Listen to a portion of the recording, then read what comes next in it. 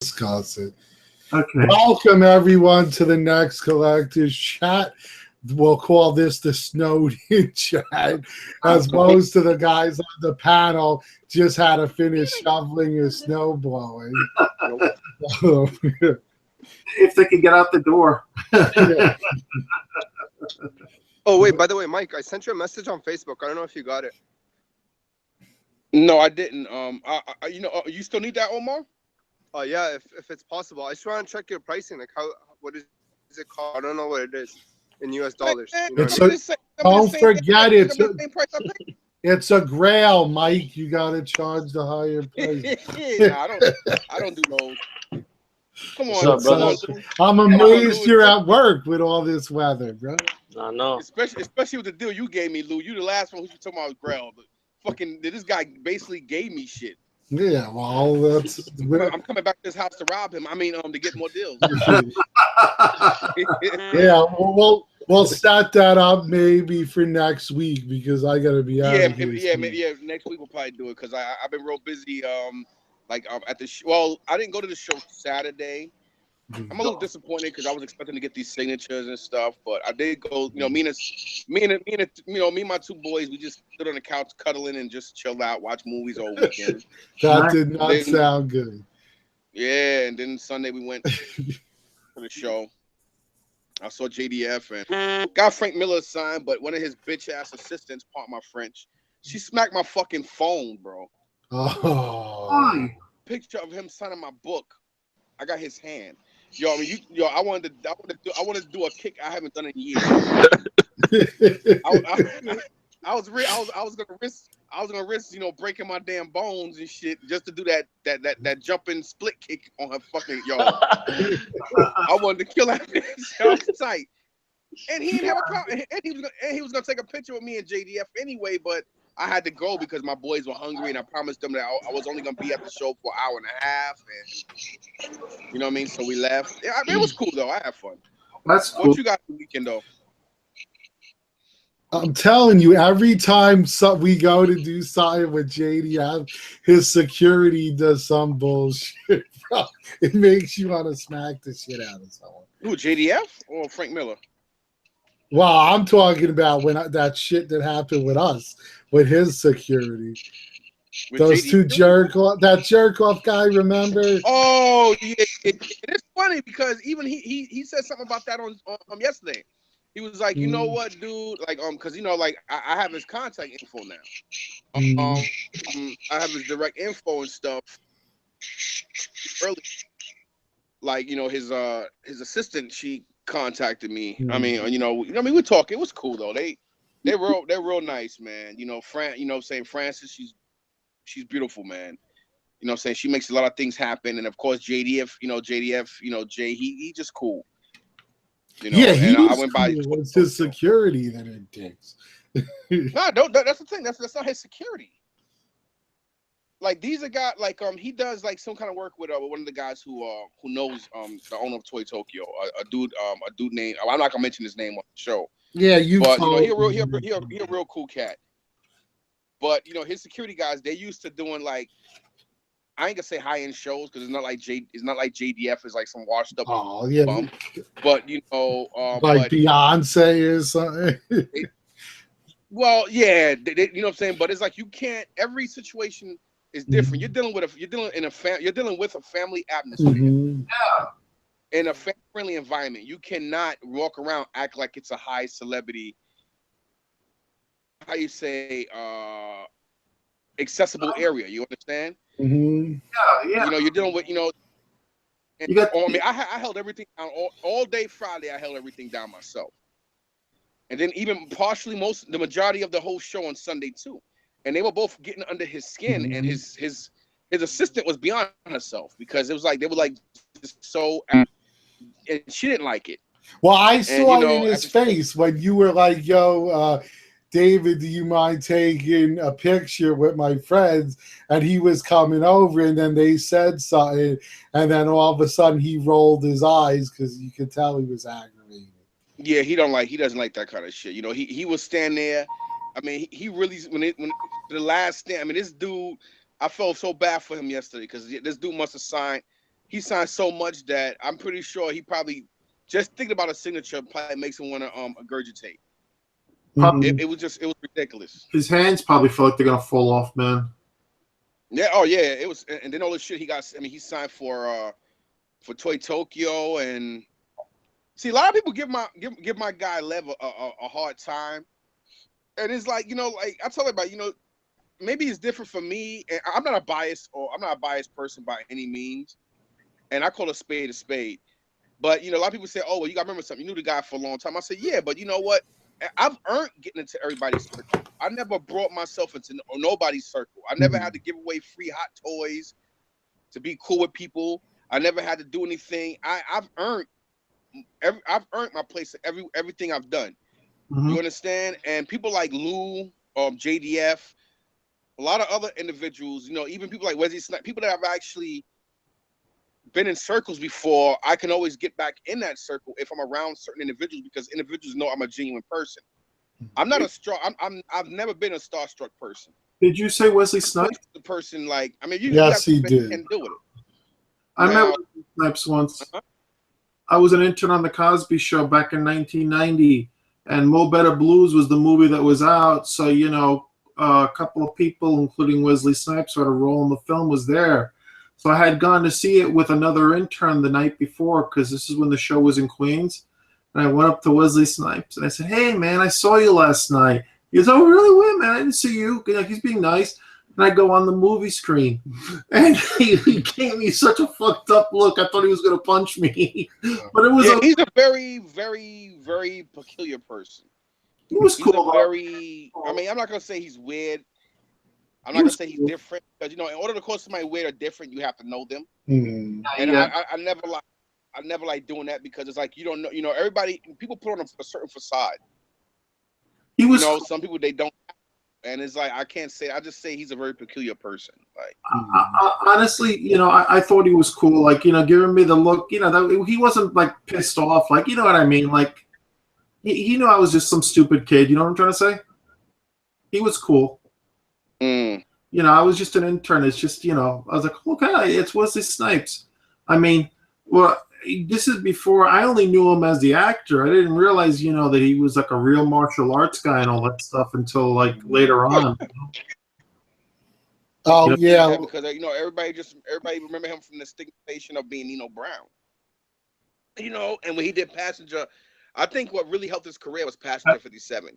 Yeah, that was when he did Boiling Point. Everybody think Passenger 57 was first. He did Boiling Point with Sean Connery, and Sean Connery himself he's also a martial artist too. He's a long-time martial artist. Well, he was awesome in Rising Sun. While also in The Art of War, I thought he was amazing. That's what I meant to say. I meant to say Rising Sun. I always get Boiling Point mixed up. I don't know why, because I keep forgetting Boiling Point was with Dennis Harper, and and was with him. Was with them, yeah. He was so good as Blade. I think if they bring Blade into the MCU through TV or film, I hope they give him the shot to reprise the role, even if it's just a pass on to somebody else type of thing. I don't know. You never know how how they're gonna do the comics, but he was awesome in that role. Although the third movie, he owns partnership. He owns New Line Cinema partnership with the Blade franchise. So I always looked at it similar to like with Logan.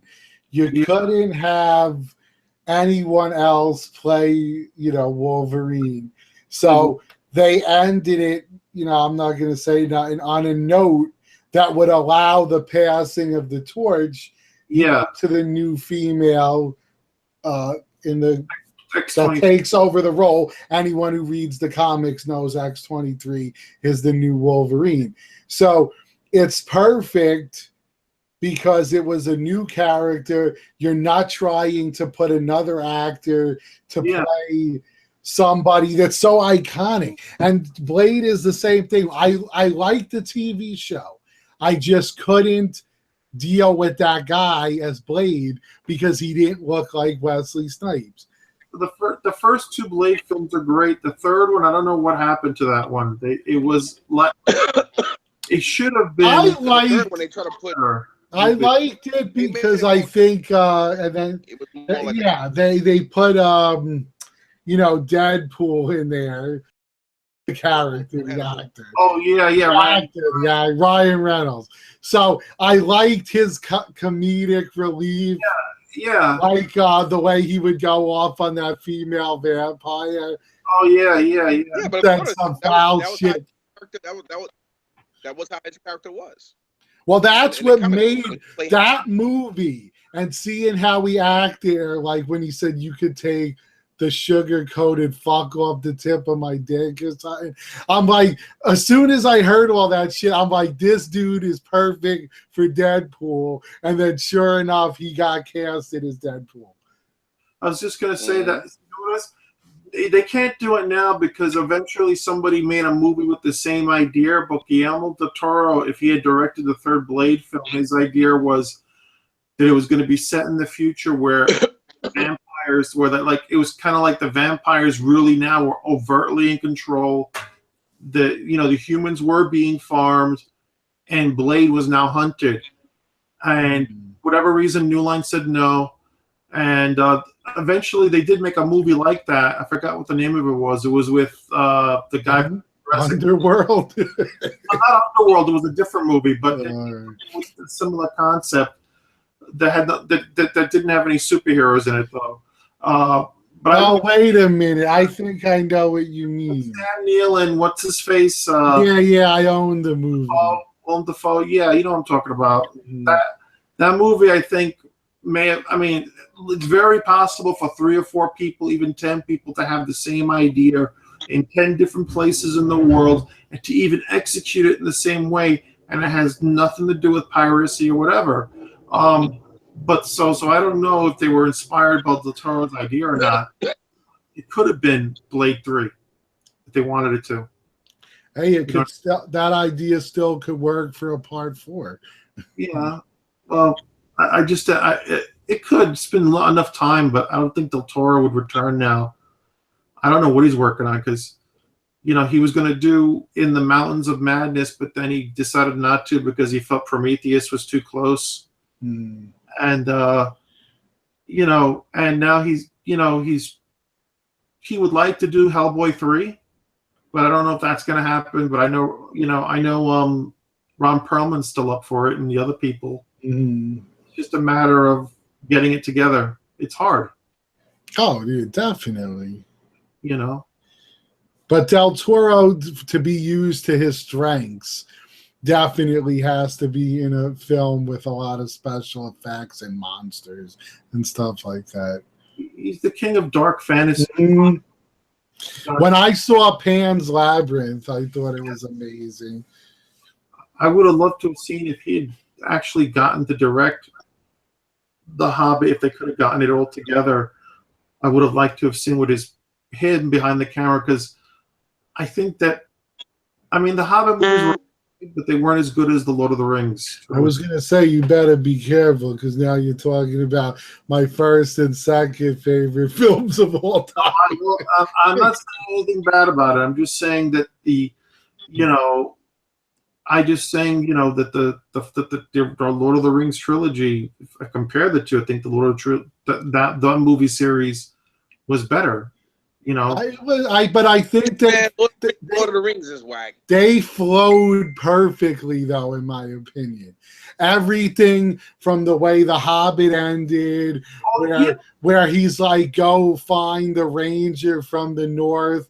Oh, I agree with you. I agree with you there. It's just that there were some parts, like, some things just continuity-wise didn't really work for me. And in some ways, I think that the second movie was literally created in editing. They didn't have a script because they didn't get approved for a trilogy until after the first movie was going to be released, and so they literally shot more stuff and kind of put it together, wrote, like, it was done on the fly with the script and all that. So, like, it was as good as, the movies are good, but there's something about the Hobbit trilogy that I think that it's just not, it's good, but it fits in very well, but it's just, I think in Europe, the issue for you and maybe a lot of other people too was, I think if The Hobbit was filmed first and then Lord of the Rings, they would love people. Yeah, exactly, because Lord of the Rings always had way more action than The Hobbit. Yeah, so, I agree with you. And but you remember The Hobbit was actually, the movie was created. It was a children's book than the regular Lord of the Rings is. That's the reason why I actually like the Hobbit just as good. Not just much, because I read the books growing up as a kid. Yeah. I absolutely. I think The Hobbit portrays the books a lot better than the Lord of the Ring trilogies, in my opinion. Well, to do the Lord of the Rings trilogy real justice would have taken like 24 hours worth of filmmaking. I thought he did a pretty good job distilling it within 3 movies. No, he did a great job. And just so you know, I mean, I don't know if you could see it, but I have the Hobbit trilogy on Blu-ray as well as the Lord of the Rings. So yeah, I own the extended cuts of the Lord of the Rings. I do have to get the extended cuts of the Hobbit. They're worth it. Hey, yo, Mark, why you never picked up none of the Lord of the Ring props and stuff, like the swords and staffs and stuff? I have one sword. I have Sting. Shit. You man, my boy Lou, that dude hooked me up with his whole listen. Except for Sting. I kept Sting. I have a lot of statues. You're a Lord of the Ring fanatic. I mean, yeah, well, I got him tattooed on me. Look. Wow. That's how much Sauron's right here. That's how much I like Lord of the Rings. And he still got a whole bunch of Lord of the Rings stuff that I'm gonna make a deal with him on. So, because he gave me all the swords and I mean, if I told people, I would never disclose a lot of shit me and him speak about. But if you guys knew the prices I got for this stuff, you probably curse him out and say he was crazy. Like literally. He's doing. I'm buying one from him too. I'm sure a lot of people would, but my whole point is, let's face it, if I had the time and I had my own shop or I had, whatever, a flea market, and I could bring all this shit down and sell it, yeah, hell, cool, great. But at this point, it's like I'm moving. I got to empty out all this shit. Yeah. Plus, your friends, you're not people that I know, like I just heard of through the internet, Well, I'm buying one piece from Lou that's Lord of the Rings related. And, I'm very happy that I can do it. You know what I mean? So, in the end, hopefully, it is what it is. Hopefully you get there first. Oh, yeah, Lou, don't forget. Please don't later on, we gotta talk about that. Yeah, everyone know talking business on the show. Okay. Yeah, we gotta talk about some other stuff. Just please, Lou. Yeah. Okay. But yeah, so everyone else knows starting after all of this is done. But this has nothing to do with Lord of the Rings stuff anyway. But within, I think, tomorrow or Thursday, I'm going to be putting on Facebook in the buy, sell, trade groups, or if you want something, just hit me up, a list of the other stuff that I'm selling, some of my sideshow stuff as well, because I got to put those up for sale, the stuff I'm not taking with me. So cool. We'll check those out. There will be good prices. He got like a 40 by 50. He got like 40 feet by 50 feet full of shit. Yeah, but you know what it is? I decided ultimately, in the end, there are certain. I was getting to the point where the collection was going to be complete because, let's be honest, we could really only hold so many things without overdoing it. Eventually, you get to the point where you're like, you have so much shit that it just looks overcrowded. Mm-hmm. So that's what I'm trying to avoid. So I have pieces in mind that I want, so I'm saving space for them. And, I'll never stop I can't say never. But for now, I don't plan on stopping the show anytime soon because I don't plan on getting out of the hobby 100%. But I think you're going to see that it's going to slow down quite a bit because I have so much stuff that I have already that to just try to get twice as much as that would be ridiculous. I'm slowing down myself. I think that happens, but I don't think anybody ever stops collecting. I just think they become much more selective over time. That's it. Yeah. Selection. You know, you become more selective. But yeah, Mark, you live alone, right? Yeah, I live alone. Yes, I live in an apartment, so it's like, what? Yeah. Well, I have a dog, but yeah, I live alone. Yeah, it's a 4-room apartment. So 1 bedroom, which I'm in now, is my office, and then the other bedroom is a real bedroom, if you know what I mean. Oh man, you good, bro? I live. Like, we actually buying a bigger house right now as we speak. So, and we need a bigger place because, like, when my daughter comes back, she's gonna need. We're hoping she's gonna need a place to stay for at least a year and a half before find a decent job after college. And the last 2 weeks, I've been thinking about getting rid of my whole Marvel Legend collection, multiverse, because I got so many CGC books, and I got so much shit that I want to, that, and it's like, even when I get another place, if I do decide to do a man cave, I just got too much shit, and now with now with all this sword stuff I got from Lou, that's gonna take up wall space. Buying some high-end, oh my god, not shells, like high-end display cases that for my side show, because I'm gonna get back. I'm heavily getting back into hot toys. Well, see, here's my thing. I don't want to leave the 1/6 scale realm. I love my hot toy figures I do have left. And here's my thing with the swords.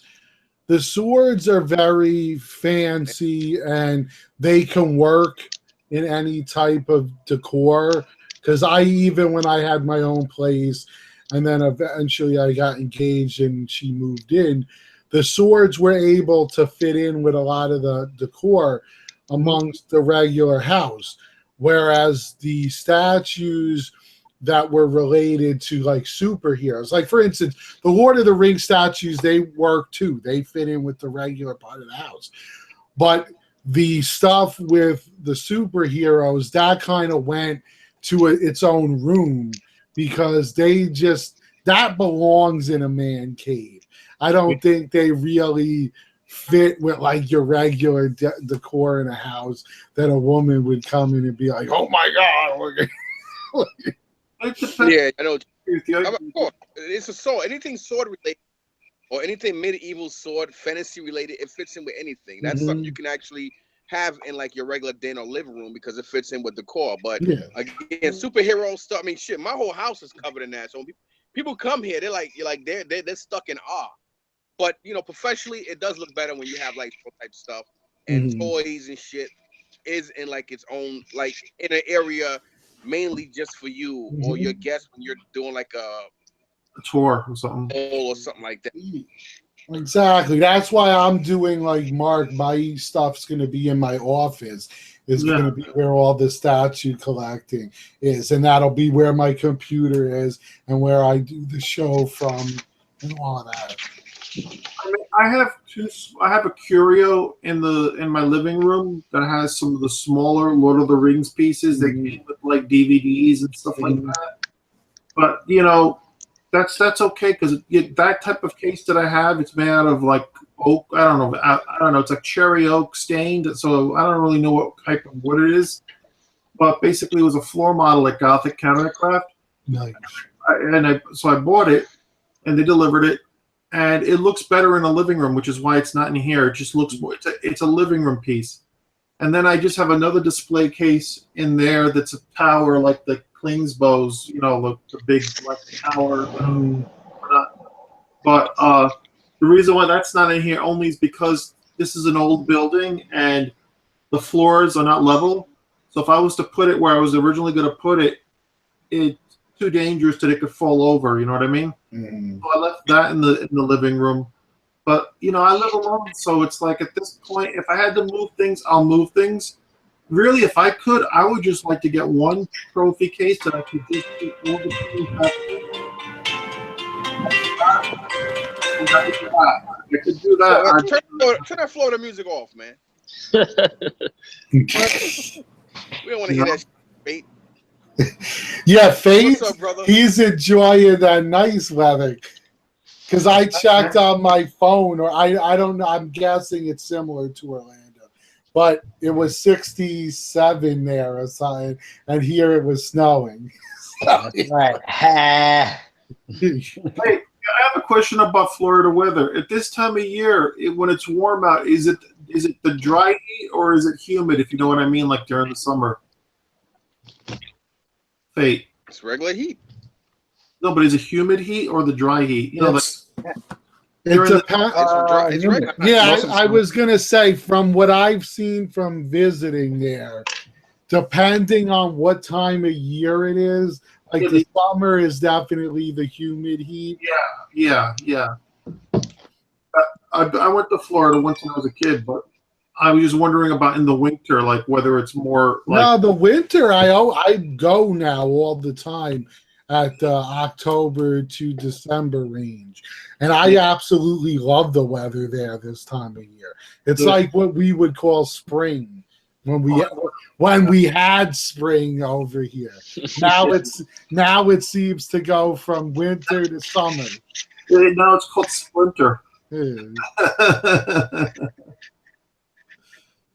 Yo, I have to say though, I can't front, man. Every time I see you, you know what I'm saying? I just love seeing that background with all your shit. Like I love how he did that. Like how he did the different accents of colors on how you did the white. Oh, the white with the black. With birch, and then that shit is like amazing. I love how you did that, bro. Oh, thanks, dude. Yes, it's nice. I always wanted to say that, but we get so caught up in conversation, I keep forgetting. But since the conversation kind of light today, I just wanted to say that shit is off the chain. Mm-hmm. Oh. I might have to copy some shit like that. Don't call me no biter when I get my new man cave, and I might decide to do something like that, man. Hey, man. I might be moving to Jersey. I'm not gonna go to Jersey and then turn around and move to Florida though. I was gonna say, sure, he moves to Jersey when I'm moving out. Yeah, don't move to Jersey, man. Why would you do that? Jersey's got beautiful suburbs. Because New York, they won $600,000. New York won $600 and something thousand for a fucking house that's adjacent to another house with no you got no front yard, no. I'm not paying that. That's retarded. No, he's saying move to Florida, bro. That's man, my wife is shit. How she gonna try? She know me. You know how many years on the job she loses if she try to do something like that. It's like her starting all over again. She's not gonna do that. If we move to Jersey, she could still stay in. It's the same ride as transportation out here. So that's what it's not. It can't work from home. It's not that kind of job. My wife on a job, bro. She on a job. I found that money people that own homes in Brooklyn, because they're so expensive, are actually like they inherited it from their father or something like that, or their mother, or whatnot. Sometimes even second generation. It depends on the area, but like where I live, a house is it's way overpriced. You know what I mean? You're better off going to Jersey or I don't even know about Long Island, but definitely Jersey or upstate maybe. I mean, because even upstate's expensive. Because the time to live upstate. No, but you gotta remember something. You gotta remember something though. Your house is only as good as the last person who sold it. That's how they get the property and everything up. It's not really just on your neighborhood. It's the high demand of the neighborhood and it all depends on the last person who sold a house. Everything always depends on what a house sold for. That's how this stuff works. Mm-hmm.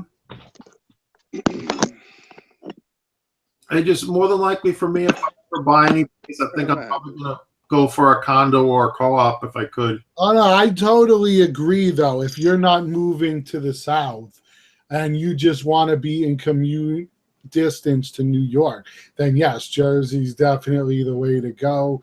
You got your way bigger houses, way more affordable. Yeah, and you get property. That's the important part. Yeah, exactly. Why am I gonna pay somebody property taxes? You want me to pay you property taxes for this is my house and this is your fucking house. Are you kidding me? Like, there's not even a driveway. Like my house, like you can literally shoot somebody in your house, and I can catch a fucking straight bullet through the wall. And then you're gonna give me a little backyard, and a little backyard. I'll be lucky if I get a 4-foot walkway. Normally I have to walk through my house, get to the backyard. Get the fuck out of here, man. 600,000 out of your fucking mind? No way. Like we must have seen like 30 something houses, man. Well, Mike, you've seen mine because you were over here. Dude, your house, we sold ours.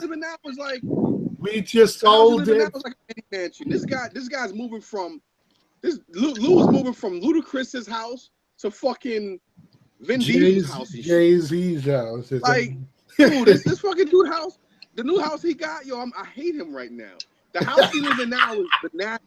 This guy lives in a house that you would die for. He live in like the O.J. Simpson where they killed Nicole Kidman house. And he going from that to 50 Cent's fucking house. I'm like, are you? I mean, when his mom showed me the pictures, I wanted to jump through her phone, bro. I'm like, oh, his new house make his old house look like the projects, bro. And it's crazy. And the house he live in now is beautiful. But my point was that we sold this for $500,000. So I know. I don't want to put your. No, I'm just saying it shows you though how much more you get for your money in Jersey versus New York. Sure. Oh yeah, it's ridiculous. And mind you, forget it in the South because the mansion, which it is a mansion that we bought in Florida, costs less than this house. That's crazy shit. When your mother told me that, I was like, "What?" And when she told me that, I was like, "Well, because it was a crazy situation." Now, Fate could tell you because he knows property in Florida, but the people that owned it prior to us, they spent about $1 million on the house. So in Florida, you get a shit ton for $1 million. Then they decided they just didn't want it because it was they were super rich. It was just a house for vacationing. They used it a couple of times and they're like, yeah, we're just going to sell it. So they're like, well, this is what the market dictates. And the people didn't need that much. So they're like, fine, whatever, sell it for what it goes for. So as soon as we saw it, we jumped on it. And we got an amazing deal for it, to say the least. It was meant to be. It was meant to be. So like I said, like for me, it all depends. Like depends on what happens in my life. But the way I see it is, if I could afford it, and if I'm still living in Brooklyn, I would stay I'd stay probably in this neighborhood. But if I could afford it, I'd probably buy a co-op or a condo. Especially if I'm single, because I don't need a house. You know what I mean? But if I could afford a house or things better than that, then I would probably leave Brooklyn because it's too expensive. You know what I mean? Well, we owned a 3-family house in Brooklyn, which we sold. That's the tourist place for Christmas time. Yep. Oh my God! I saw I forget the name, but it's a blocks. They're blocks that are nothing but thousands upon thousands of Christmas lights, and you walk through them, and it's amazing. It's beautiful. That's what that's really known for, like at Christmas time. Mm-hmm. People travel from all over just to like take pictures and look at the setups and stuff. Yeah. It's Decker Heights. I think that area is called, right? Yeah, it is. Decker Heights, yep. Decker Heights. It's all like mafia-owned homes and shit. I guess so. I mean, I don't know now. But... Well, that's what I heard. I don't know. Don't take my word for it. Hey, man.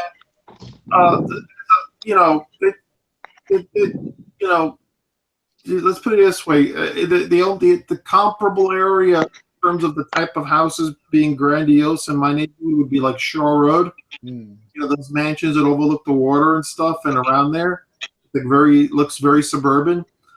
I know that in the 80s, Darryl Strawberry built a house in Bay Ridge, like on 80-something Street and Shore Road. And then when he sold it to a guy that owns Bay Ridge Honda. So that's who owns it.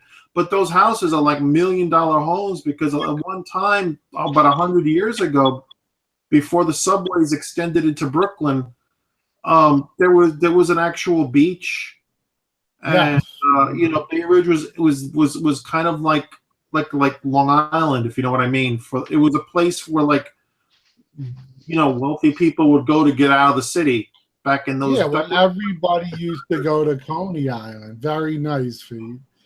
Coney Island is still nice to go to. Yeah. I mean, it's just a different experience, but it's still like Coney Island. I love it just because it's a beach. Although I think Manhattan Beach is probably the prettiest beach in Brooklyn. Because of that. That's another area where you got like the suburban house type thing situation right there. And Kingsburg Community College is right over there. It's a nice little pocket, There's these neighborhoods throughout Brooklyn that are like almost other worlds. Sometimes it has a lot to do with the zoning. You know what I mean? Yeah. It all depends.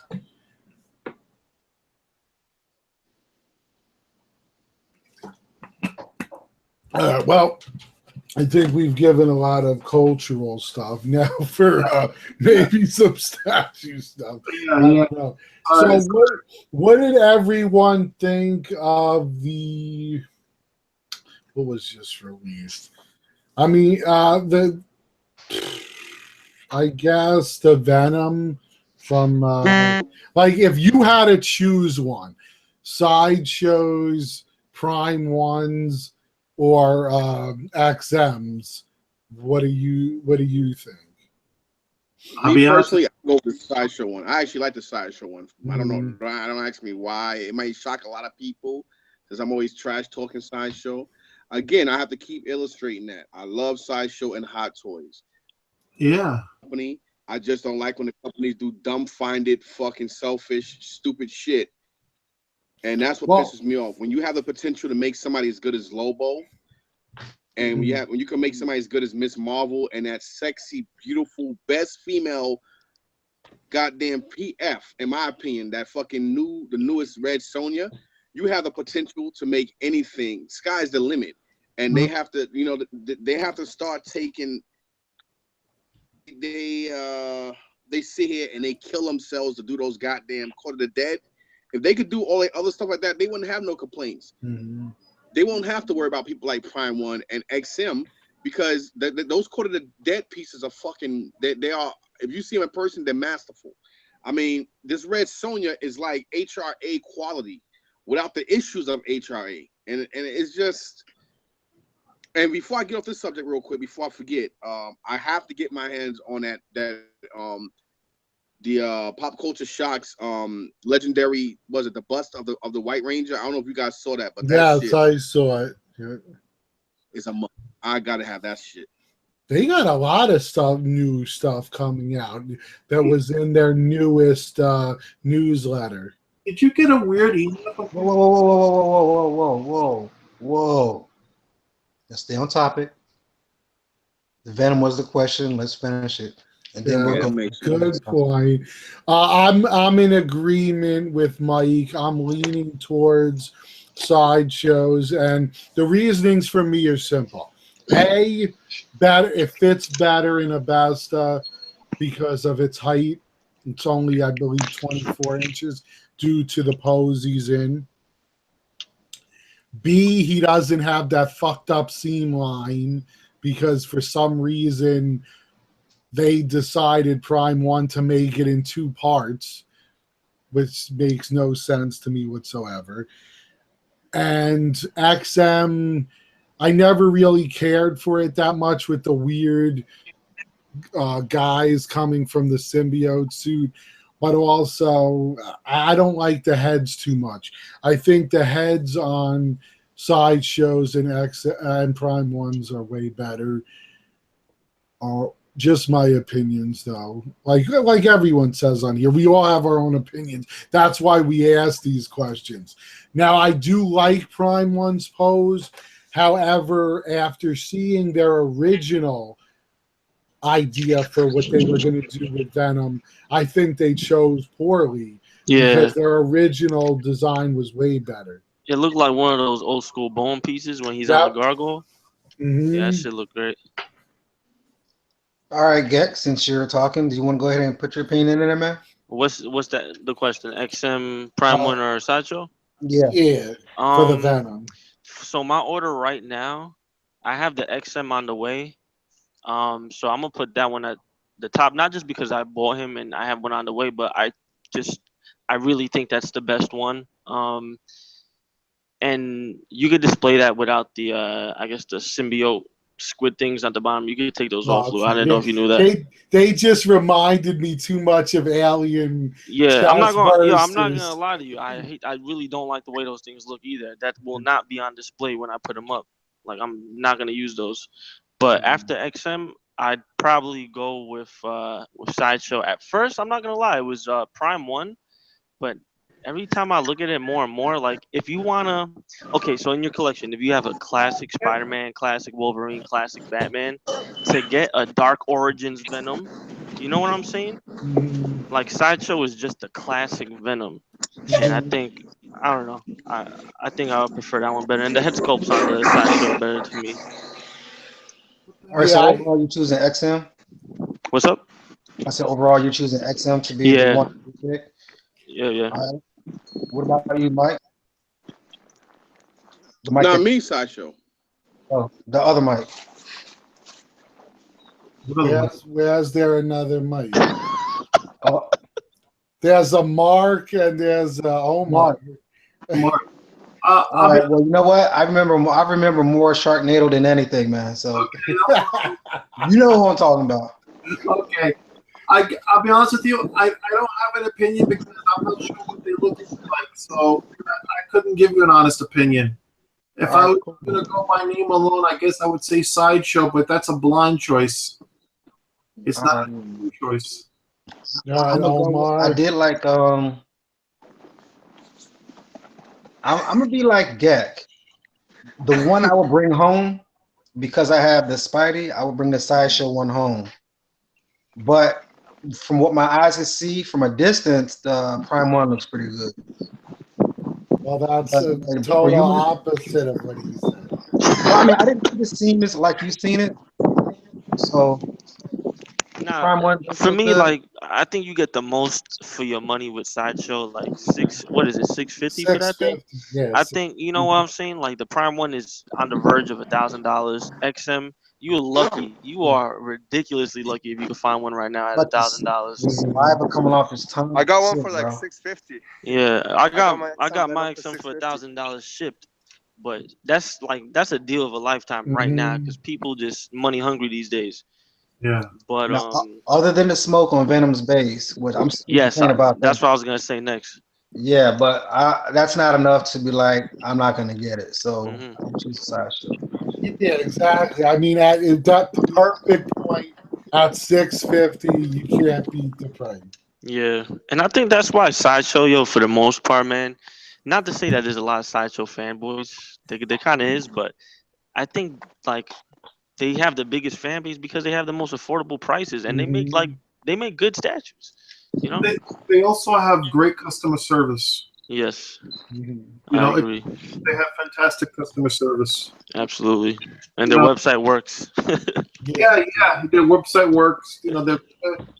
I mean, the prices are starting to get high, but I trust them more. But the two companies that I've dealt with the most have been Sideshow and Weta, and those are the two I trust the most.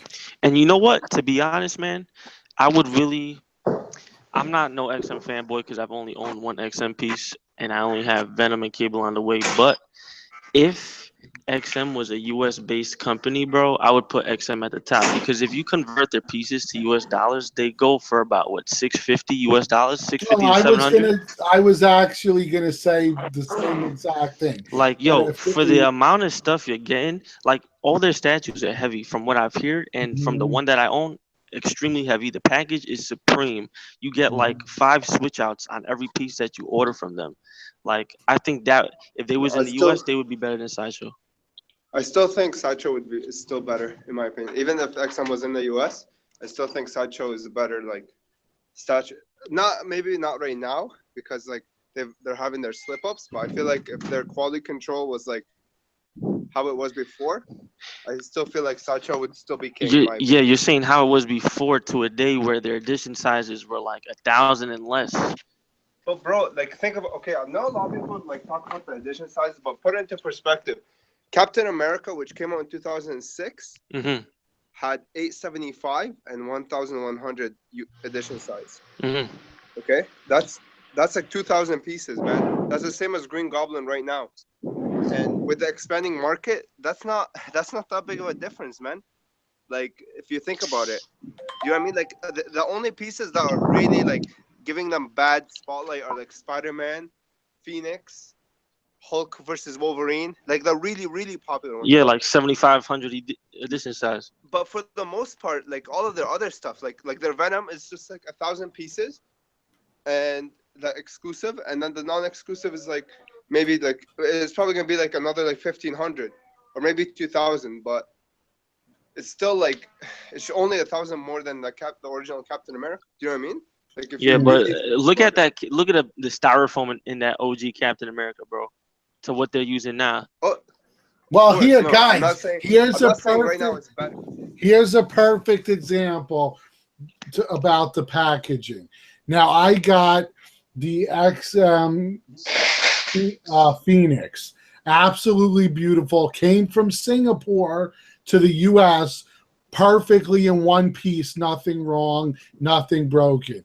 I get the Sideshow Phoenix from California, and one of the flames is broke off. Why? Because your packaging sucks. Yo, oh my God. Say it. Preach it.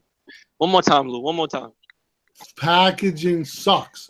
Fix that shit, bro. You use the cheapest styrofoam. You have no corner shits on them. You don't, they shake around too much. You could tell when the motherfucker who tapes that shit and puts it in the styrofoam doesn't take care to make sure the holes line up. So they're putting pressure on the pieces. What are you talking about, Lou? At Sideshow with their statue boxes. I don't think it's an issue of packaging. I think it's just they don't break their pieces into 100 pieces. Like they don't break the. It's the packaging, bro. Look at for instance. Wait, when you open the Phoenix, that Sideshow Phoenix, when you open it, look at how the base part is packaged. It's no. Lou. You open up the Sideshow. Make sure to bring a broom and a duster. Wow. So you can pick up all the styrofoam pieces. That styrofoam is all over the place. Y'all some fickle mother. How you gonna? No, because you don't own an XM piece. When you get an XM piece, that is quality styrofoam encased in a quality box. Alone makes you yo, Fate, the man is not lying, bro. I'm telling you, I was really blown away when I seen that. You're good to go. Yeah. Okay, I know he's not lying. Yo, it's really unbelievable. Like on the side of the XM packaging, it says premium collectibles. Bro, it really feels like you're opening some artifact from like 1700s, and they just wrap that shit like the FBI wrapped that shit. That's how good it is. Dude, the box alone is a piece of art. Yeah. I like the suspender type things that they put. Yeah, just the way you gotta unlock the straps. I think my mom used to do these parties in the 80s and 90s from this company called Princess. They did the crystal parties, and they used to have these big blue suitcases, and they used to wrap. They had high-end impact cushion for each piece of crystal, glass, dish, everything, and they used to it came in a blue suitcase, a big ass suitcase, and some had wheels on it, and they would actually snap it in, and then they had these Velcro type snaps that snapped on each side, like kind of like some jackets and book bags. And that reminded me the way XM does the box, because my Hulk, the box alone I was like, wow, this shit, it's hard to explain. It's just it's just beautiful. And not only that, man, like the quality of the pieces, yo, the XM Captain America that I have weighs just as much as 2 boxes from PCS or 2 boxes from Sideshow. It weighs just the same. Heavy pieces, great packaging, great paint, all that shit. Yeah, don't get me wrong. Everyone knows I love Sideshow, but fix your boxes, bro. They suck. Where? That styrofoam is horrible. Yo, one of my boys, he received the Prime 1 Batman Beyond from a Sideshow like a month or 2 ago. Yo, that shit came broken in like 3 pieces, and he's going on, oh, Prime 1 is better than XM, and I was like, you suit to your opinion, but check this out. Yo, my XM Captain America came all the way from Singapore in 1 piece. Yours came from California in 3 broken pieces. Exactly. But bro, look, man, like, look at if you open the box from Sideshow, how many pieces does Sideshow's Phoenix come in? And then you look at XM's Phoenix, look how many pieces they had to take it apart into. Do you know what I mean? It's not the box. Trust me, man. It's just... What is it, poor engineering? The bird is like how many pieces are the flames? That's true. Like at least 7. Just the bird. Yes, but with Sideshow, you're not getting a bird. You're just getting a little flame at the bottom. If that was held together correctly in a box that was designed correctly, you wouldn't have so many. Everyone who's had to return a Phoenix has had to because the flames break. Yeah, fix that shit. Yeah, I agree that the box wasn't designed well for the Phoenix as far as that base goes. I'm telling you, bro. But that's just one statue. But you was going in on Sasha like, it's your boxes, mother. Because, dude, do you know? Take job and all that. There's nothing a collector hates worse than getting a package in, being psyched for their statue, open it up, and the shit's broken. And now you know, oh my God, now I got to deal with these people. Now I called Sideshow, and I talked to the lady. She was super nice. She goes, okay, I'm going to send you an email. Just attach the pictures, and we'll get right back to you. Now I got to call them tomorrow because I sent the pictures 3 days ago and I haven't heard shit from them. Oh, did yours arrive broken? Yeah, the flame was snapped off. Yo, so it's like, what are you doing, man? You should have got back to me immediately. Yo, peep this. Yo, I just copped a piece from Omar like last week, and he was telling me, he was like, yo, I gotta tell you this just because I need to tell you. Like, it's something that I need to tell you. It's like some sort of disclaimer. Like, if it arrives broken, that's on you. And this is coming from XM. Yo, Omar, what I told you, bro? Oh no, Molly. You said it's fine. I was like, yo, I'm not even worried about it because I told him the same thing. Yeah. He said to me with my special piece that everyone will see, which is worth a fortune.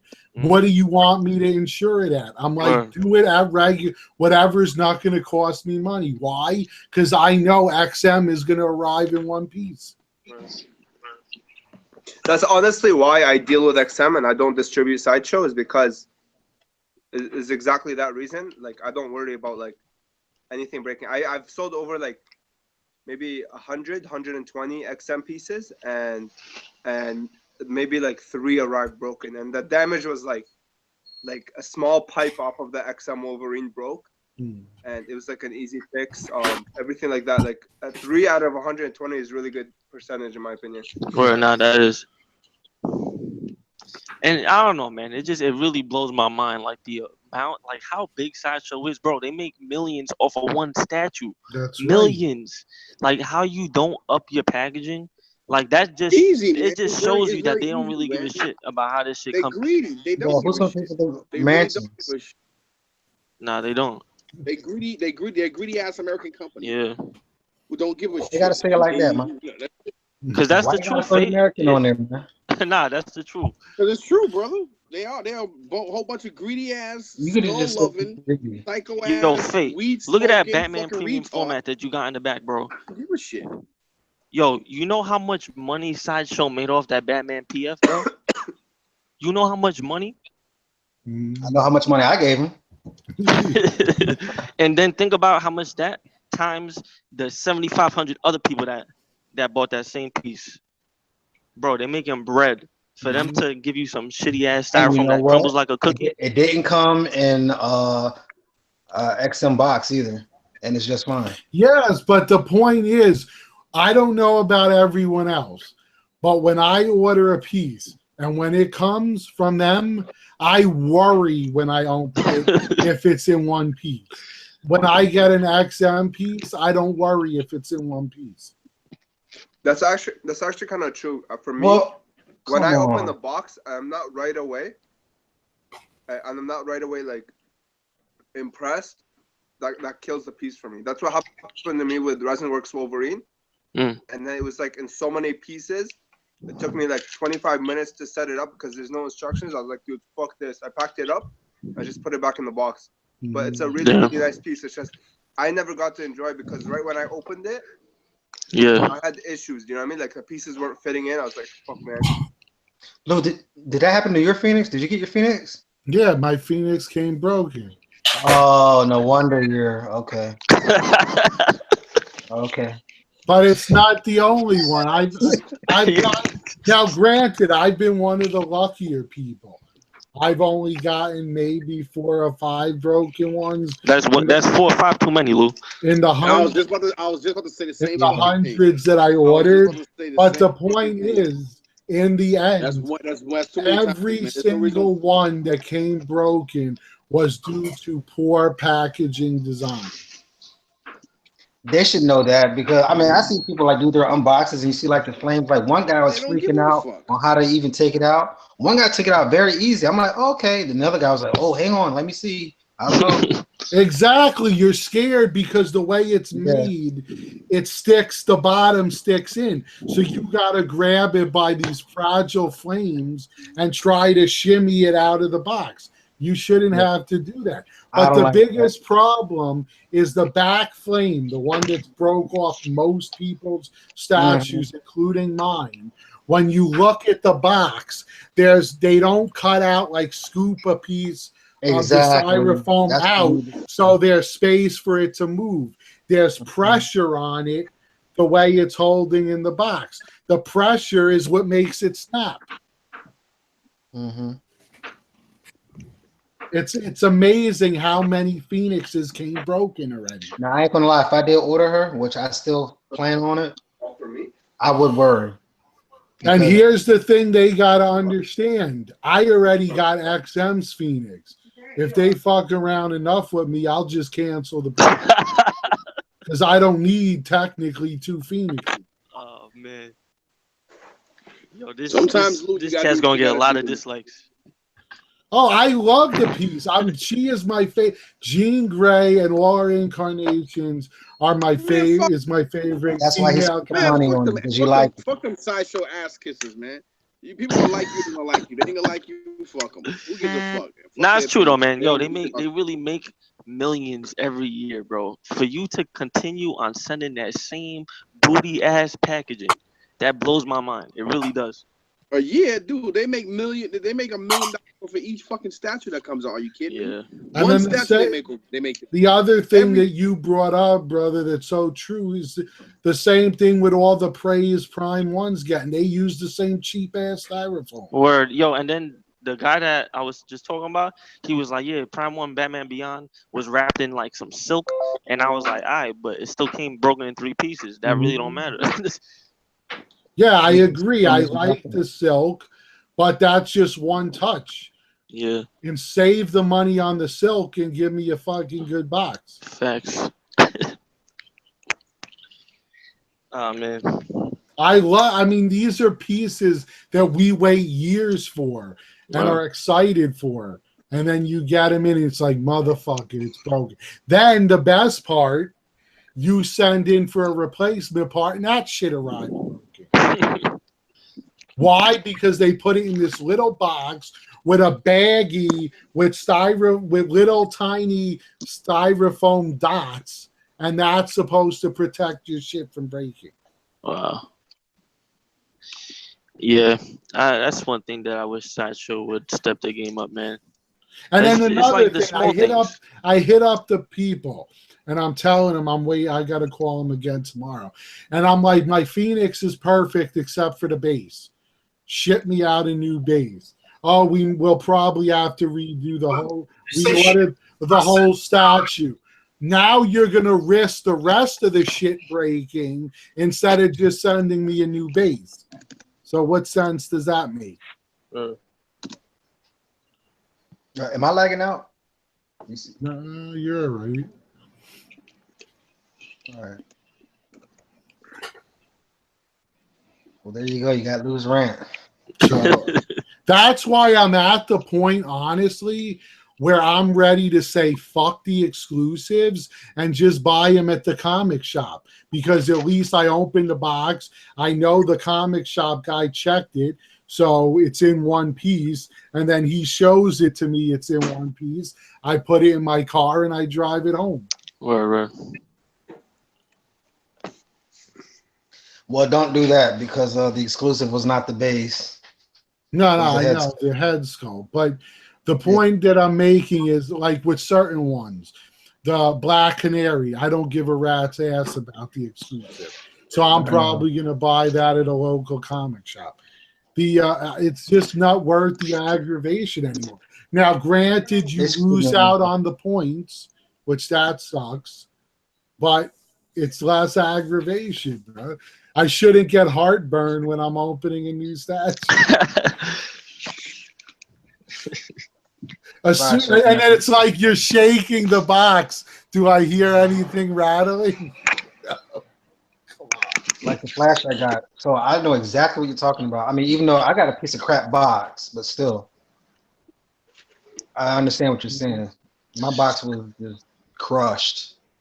So I just knew what was inside, man. Yeah, they gotta like understand, man. Like these guys at UPS, they not like gently putting these things on the ground. Exactly. They manhandling these things. These motherfuckers are throwing your boxes. Exactly. Bro. I've seen them. You gotta strap up your pieces when you send them out to collectors. What about Omar? The same thing he saw happen with me when a piece was coming. This motherfucker taking it off the truck, dropped his shit. Oh my god. Nah, I would have blew his brains out right there. And in his case, it was a piece worth of fortune. And you're just like, whoop, whoops. What do you mean, whoops? Lil, I heard you had a high fence, so the UPS guy just punted it over the fence, man. Did you see that shit where the guy drop kicked one onto someone's roof? That's crazy. I see the joke video that they did with the FedEx delivering the television. The guy just does the thing over the. But I'm telling you, bro, watch the videos. They're all on YouTube of how they handle your packages. And these companies should know that and package them correctly. Like Jerry did that video, not that his stuff's that great either, his styrofoam, but he did the video where he took his statue and he flung it 50 times to see if the package that was great. I saw that video. That was a while ago. I guarantee you throw a sideshow piece like that, you're getting it in 15 pieces. Well, nobody should be throwing anything anywhere like that. No, of course. Yeah, man. But we're just saying this is how they handle them. Yo, talking about shipping real quick. Did you guys get that email from PCS? Yeah, that's what I was trying to talk about. Oh, okay, yeah. Weird one. I didn't know what it was. I thought it might have been spam or something, like fake email. You know what I mean? Yeah. I don't know how I feel about that. Yeah, they said that they're gonna be increasing their shipping costs with FedEx because FedEx supposedly changed some shit. And now shipping, and it's only on oversized boxes. So now shipping on the 1/3 Akuma, just for an example, they put an example in the email. 1/3 for the shipping for the 1/3 Akuma is gonna rise 30% in shipping costs. That's a lot of money, yo. Yeah, you ain't kidding. Especially since FedEx is kind of the cheapest you could go with shipping to begin with, because most of the times UPS and the postal service are way more money if it's a big box. You know, I didn't know this. I didn't know this before, but I was looking at the comic shop shipping. That's what I'm thinking. That's why I was saying it. I was looking through the Sideshow Collectibles catalog, volume 11. This is before they did the other books. And you know, PCS used to distribute through Sideshow at one time. They still do. I was just gonna say they do again. Oh, they do again. Oh, okay. The only difference is back in the day, there was a Sideshow exclusive version of the statue. Oh. Now it's just you get the regular. Yeah. Okay, so what's the average price of an XM? Like 800 and higher? Nah. No. The average price for an XM piece is $650 to $700. Like about the same price as the Sideshow Venom. That's like no. That's how much Venom costs, bro. What you mean? The problem is, unless you're getting it from a guy like Omar does, for instance, he sells them for what they go for if he's helping you acquire one, unless it's one that's been out for a long time. So if it's a new piece and you get a guy who's cool and he's like, I'm going to charge you what it cost when it came out, then that's fine. But most of the guys that get their hands on XM, they charge a premium for that shit. Mm-hmm. So now you're paying over a G. Mm-hmm. If anybody wants the honorary Captain America where he's standing like this, I have 6 of them. If you guys are interested, 1,100 shipped to the US, which is not too bad actually, to be honest. But no, it's a good deal. Because you don't get discount on those. Exactly. 1,100 shipped to the US. All right. So if anybody needs that, you can contact me. I think my next, after Cable, obviously, and Electro, I think the next XM piece I'm after is that new Spider-Gwen. That thing looks great. Yo, they're actually fixing the Electro. For a while, people was complaining that the mask, like the flower on the mask, was like bent in too much. Mm. Yeah. You know what I'm talking about? And they made it flat again. Yeah, they're flaring it out. Mm-hmm. That's cool, yo. They always listen.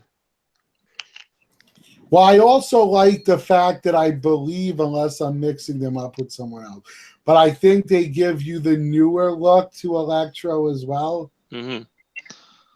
Yeah, yo, like a black mask. Yeah, that newer mask. Yeah, they have black mask and the open one. Mm-hmm. And that's another point that I would make, yo. Like between Prime One, like I don't know why Sideshow's not doing it, but like they're the biggest play in the game, but they don't take feedback from the community. They kind of just do their own thing, and even if people don't like it, they like still put it out, you know. Mm-hmm. But that's because they're a real company, man. They're not like a real. I don't know, bro. It's still good to take feedback. XM is just as real as Sideshow, bro. They're just as real. Prime One is just as real. Bro, did I not show you the numbers, bro? I showed you, Chris. Like, I'm telling you, Sideshow is like, dude. I showed Chris the hits on that Sideshow gets on their page. It's like 100 million a day. Bananas. And you know what XM gets, and Pop Culture Shock and like every other like company, you put them together, you get 100,000 hits. 100 million versus 100,000. Like, do you see the difference? Like, what's up? Like, Sideshow does not give a fuck about any of these other companies. But they don't give a fuck about us in general, is what I'm trying to say. I don't know about that. I think they do, man. Like, their way of showing they don't give a fuck about the. Nah. Don't tell me that Sideshow cares about how collectibles show up and how they're made, bro. Because if that's the case, Edition sizes would still be 500. They send out. You have to be an idiot who believe a fairy tale to think Sideshow gives a shit about your opinion.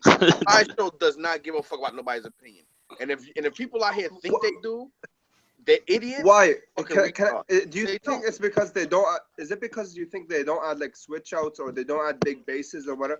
That's their art style, man. Like that's the way they do things. They don't like the big bases. They don't like too many switch outs. They like their pieces to be. I'm not talking about in that sense, like the switch outs that come. I'm talking about taking feedback on a release piece. Like, you know, XM Prime One, they release teaser work in progress pictures. Sideshow don't do that shit because they're gonna release whatever they're finished making. They're gonna release it. That's because they only care about this. This is all they care about. Exactly. Yo, XM Prime One, they release work in progress. Yo, what do you guys think about this? What can we change about this? It's because those companies are like Prime One is not even 3 years old, man. Sideshow's fantastic. Like 5. Can I say something, if you don't mind? Look, my experience with Sideshow personally has always been good, and that's the truth. Oh. And I find that they've been like more than generous at times with me. Mark, you're a good man. You're a good man, Mark. He is. No, but it's not that we're trying to say that they're evil, right? I think Gek's point is that it's about the money, man. They're the companies. They're there to make money. That's what their job is. It's about the money. At the end of the day, look at these collections. 90% of the stuff Sideshow. So no one's saying they don't like Sideshow. And in my opinion, my only problem with them is the packaging material. That's my issue with them. No. What you guys were talking about? Oh, Sideshow doesn't give a crap about feedback. That's not packaging. That's feedback. No, but I said, and then Cash comes in here throwing dollar bills up. Oh, Sideshow only cares about this right here. So don't give me that crap where we're only talking about packaging. No, I said I was talking about Sideshow. Pretty scratch in the mail. So they're playing the numbers.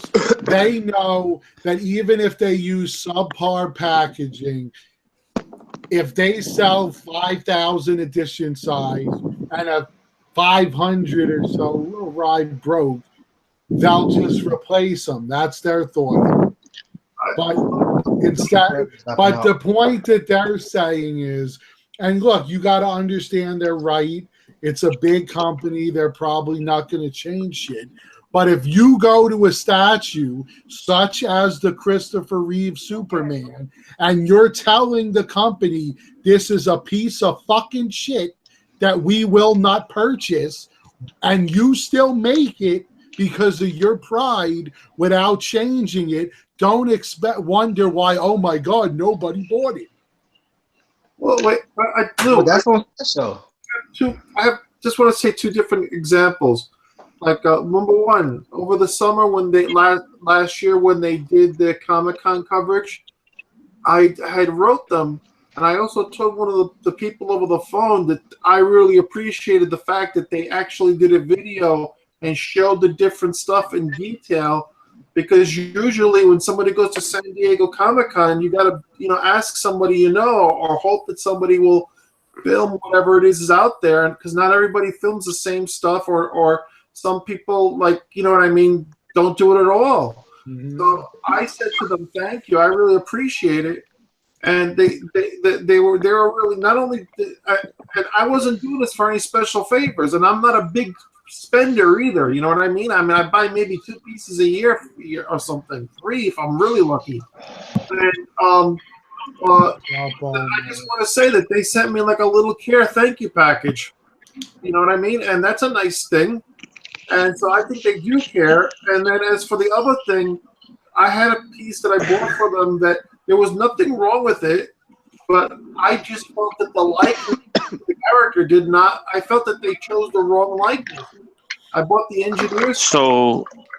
And basically I told them point blank that the actor's face that you got on that statue is the engineer from the beginning of the movie, and not the actor. It is perfect example, and then you guys could say your piece, and then we'll move on to another subject. But if you say that a company cares about its people, would they then tell you, oh, we're going to send you a $40 discount for your broken statue because we don't feel like replacing it? And if you don't like it, you could just cancel and send us back the statue and we'll give you your money back. No, motherfucker, I don't want your goddamn money. I want the fucking statue that I ordered from you. Yeah, and in regards to the thank you pack, like I got one of those too. I mean, it's not like somebody's over there at Sideshow handwriting you. Oh, thank you, Marcus. I appreciate that, bro. They say, marketing. Yo, give this guy a thank you package, bro. Throw one in the box. Man, this is hold on, man. That's marketing. Man, this is what it comes down to, guys. When a company is that big, they can't go individually anymore. They can't do like Facebook. Like on knowledge on Omar. You know how like XM has like a Facebook forum. Sideshow right now. Okay, let's say right now there's statue forum. Okay, if Sideshow was not on statue forum from the beginning, they would not be on there right now. They would they have their own like forum page. That's huge. You know how like Sideshow, the only way they can give back is the contests they do and the customer service they provide. That's the only thing they can possibly do, because they are just too big to entertain. Like, they're too big to care, is what you're saying, and I get that. They're too big to entertain every single collector what they have to say. Right, because you can't please everybody, man. Not when you're that big. They're putting out almost like how many pieces? Like 100 pieces a year, almost 50 pieces. I would say around 50 pieces a year. So you're saying it's okay? You're saying it's okay to get a broken statue and have some douchebag tell you glue it, glue it, and we'll give you $50 back because we're not going to send you a replacement. I'm saying if you're not happy with a product, you return it. But sometimes they like for me, I've ordered like 3 pieces and they've sent me replacements anytime something came broken, and they've been more than straight with me. But like, you know what I mean? Like, I know a lot. I'm pretty sure, man, these people are approaching them like in a bad way, because I have never had problems. It's not in a bad way. Let me explain this shit. Let me explain. And listen. You know what bad customer service is if they tell you it back. But if they offer you a full refund and a return label to send it back to them, there's anything like you can't be mad at that. Do you know what I mean? Like, I understand you would want a replacement. Yeah, but that's like saying Walmart cares about you. They return everything and anything. That's right. Exactly. Exactly. It's just a big company. That's what they don't even make. They return it. XM doesn't return it. XM doesn't return whatever. Like, look at pop culture. Pop culture is bad customer service, in my opinion. Do you understand what I'm saying? Whoa. Omar, could you say that again? XM what? Pop culture shock. Pop culture shock. Not you. Hold on 1 second, guys. Let's welcome Omar and Ray, who stepped into a big rant. I just want to say one thing really quick. If they cared, then they wouldn't have signed this personally. Susan signed this personally and sent this to me. And I didn't even speak to her. Okay? This was among the things they sent me. They sent me this. It's a Sideshow thermos, all right? Okay, but you're in that field where you give reviews. I'm a guy that's spending hundreds of thousands of dollars with them. You know what they gave me? Ugats. Nothing. No, okay, look, dude. Mark, you can't really consider that thermos anything because it's not really a product that they're even selling. You know what I mean? They didn't have to bother. Yeah, but bro, they don't bother with like I'm telling you, 100 million clicks a day, man. 100 million clicks is like so the fact that they sent 1 out of 100 million clicks a thermos, it doesn't really mean anything. What I'm saying is, it wasn't just a thermos; it was a bunch of stuff. Yeah, but it doesn't really matter. It's like 1 in 100 million. This conversation is getting like crazy, yo. All right, that's why it's getting to the point where we need a new topic. I'm just defending them because they are the most professional statue company out there. Awesome. In my opinion, I think they are very, very professional. They deal their business like how a real company is. Like, for instance, like XM, for instance, fixing that electro. That doesn't fly if it was Sideshow. You know what I mean? Like, fixing that electro, that's not okay, because when you put out the thing like that, that is what it looks like. If you change the design like that doesn't fly. That doesn't fly with a Time out. That's a bad example though, because they're changing it back to what it was originally, because they put it out originally like that. They changed it to what people didn't like. They complained. Now they changed it back. So that's a bad example. Wait, it was like, okay, I don't remember seeing it. I've always seen it like folded bad. That doesn't mean that. I mean, like anything, like the Phoenix bird. Okay. Imagine Sideshow or like imagine Walmart showing you that and then distributing like a flame transparent bird instead of a painted one. Walmart is a company that sells everybody else's products. They don't make products. Mm-hmm. Now, okay, I'm talking about Apple. Imagine Apple sells you an iPhone. I'll let y'all talk. Nah, that's a bad example. Apple don't give a shit about. I want to say What? I gotta say something. A lot of people sit here, like I'm gonna give a good example out here. A lot of people sit here and talk shit about Ford. For years, Ford's been known to be a shitty company making shitty ass SUVs, right? Now they have so many problems with their products being like the other car companies. They keep like you have to keep doing recalls on a lot of the shit. Now everybody sit here and trash these companies, right? But they always try to make millions of what they do. Sideshow don't do that. Now I've been behind the scenes with Sideshow on. Wait, nice, what? Nice. Before they open convention now. And wait, what'd you say? What'd you say? The products they're making, how they about Ford? What's that? What'd you say about Ford? No, I'm saying a lot of people look at Ford as being a shitty company as far as like how they make a lot of SUVs. For years, Ford's been known to make Ford like is Sideshow. Sideshow is Ford. Like they are exactly Ford. Like if you were to relate it to anything, it's Ford. Like that's what they are. Like they are the pioneers of statue company. Like, but that doesn't mean that they care about you. That means they care about their business and making money. Because they're a business. No one cares about you. No one cares about us. No bro, one I'm cares. telling you, XM in 20 years, they will not give a shit either because they will be an established company. But come on, man. Such a Debbie Downer, man. They don't care, man. Come on. How dare you say There's difference. They don't care about you. They wouldn't add wheels. They would charge you extra for the tire. Some of us are realists and others just love their company. They care about their without that, there would be no company, man. You have to care about your customers or you're going to be out of business. Well, it's man, like they're not going to go in there. They're not, whoa. They're not going to go to your house and fix you breakfast. They're not going to do that. What they are going to do is make sure that the quality of their car is to what it should be. Yeah, because they care about their business. No, they care business. This is the last thing, and then we're moving on to another topic. But Ford does a recall if there's something wrong with their car and fixes it. I don't see them fixing their shit. They did it with Darkseid and Predator 1. And P2, I mean P2.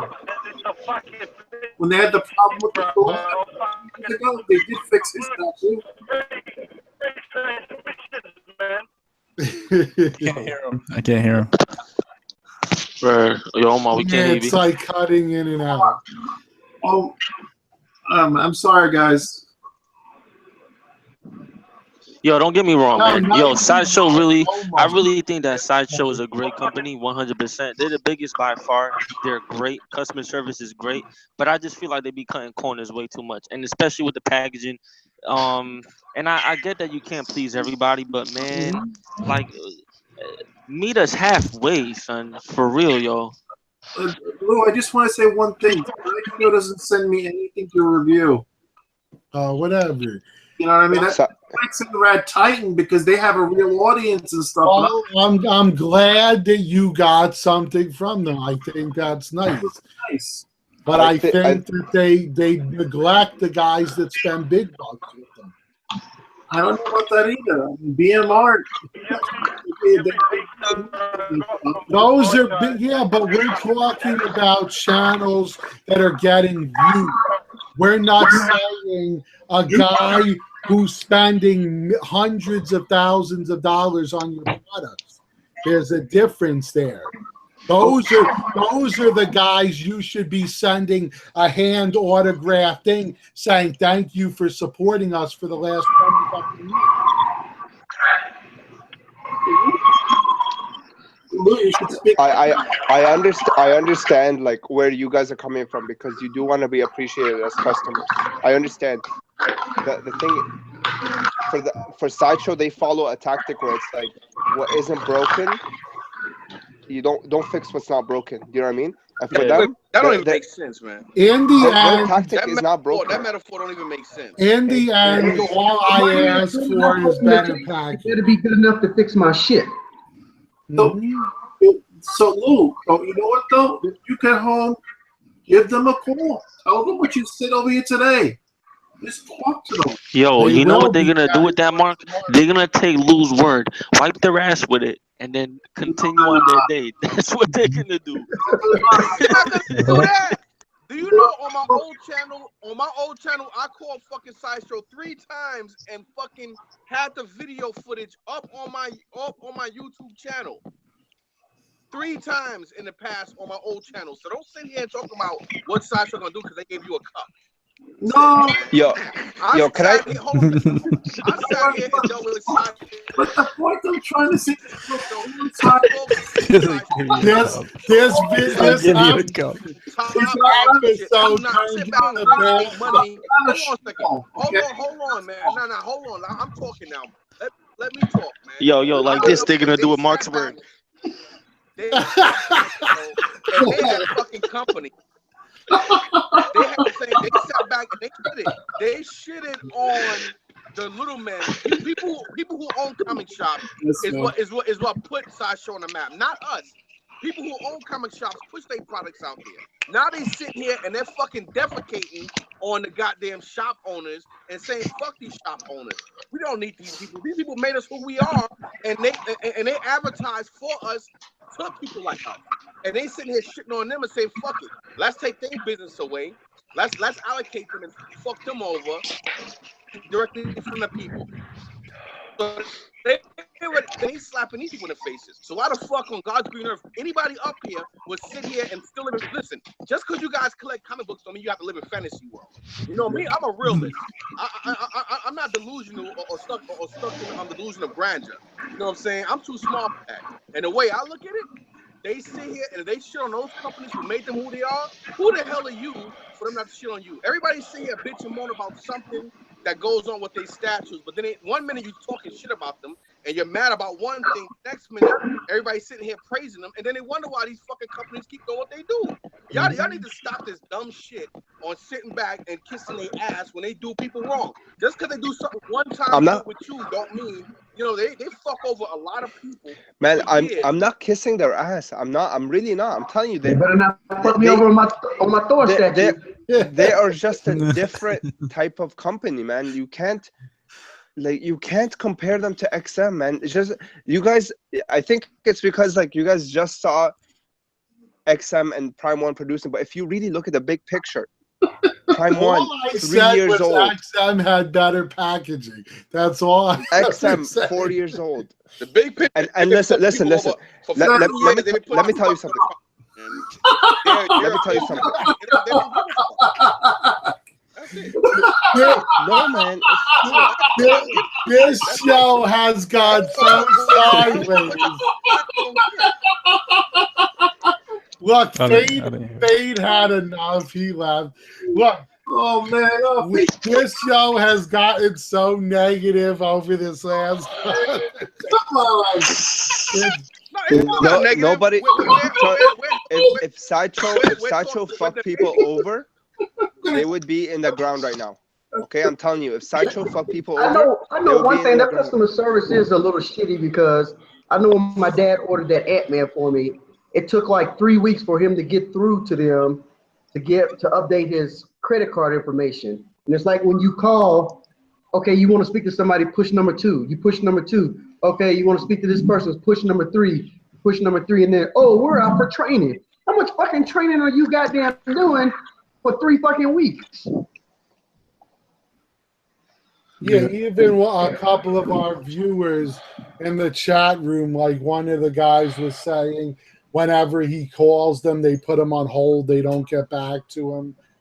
Leave a message or no. Look. I'm not saying they're a perfect company, but what I'm saying is that they are an established company. Do you know what I mean? Like they have, I'm betting you, XM doesn't even have an actual market share. Do you know what I mean? Like Sideshow, I'm telling you, is so huge. Like, okay, let me tell you something. I didn't want to share this kind of information, but whatever, I'm gonna tell you anyway. You see this Prime One Batman? Prime One Sideshow sells Prime One pieces, okay? And now I have my sources for telling you guys this, and you can not believe me, you cannot believe me, but this is how it is with them. $950, okay? 1,000 edition size. Guess how much they get out of the 950 for selling it? Just guess. Who, Sideshow? How much they get out of the 950? They're at least gonna get at least 50% of that shit.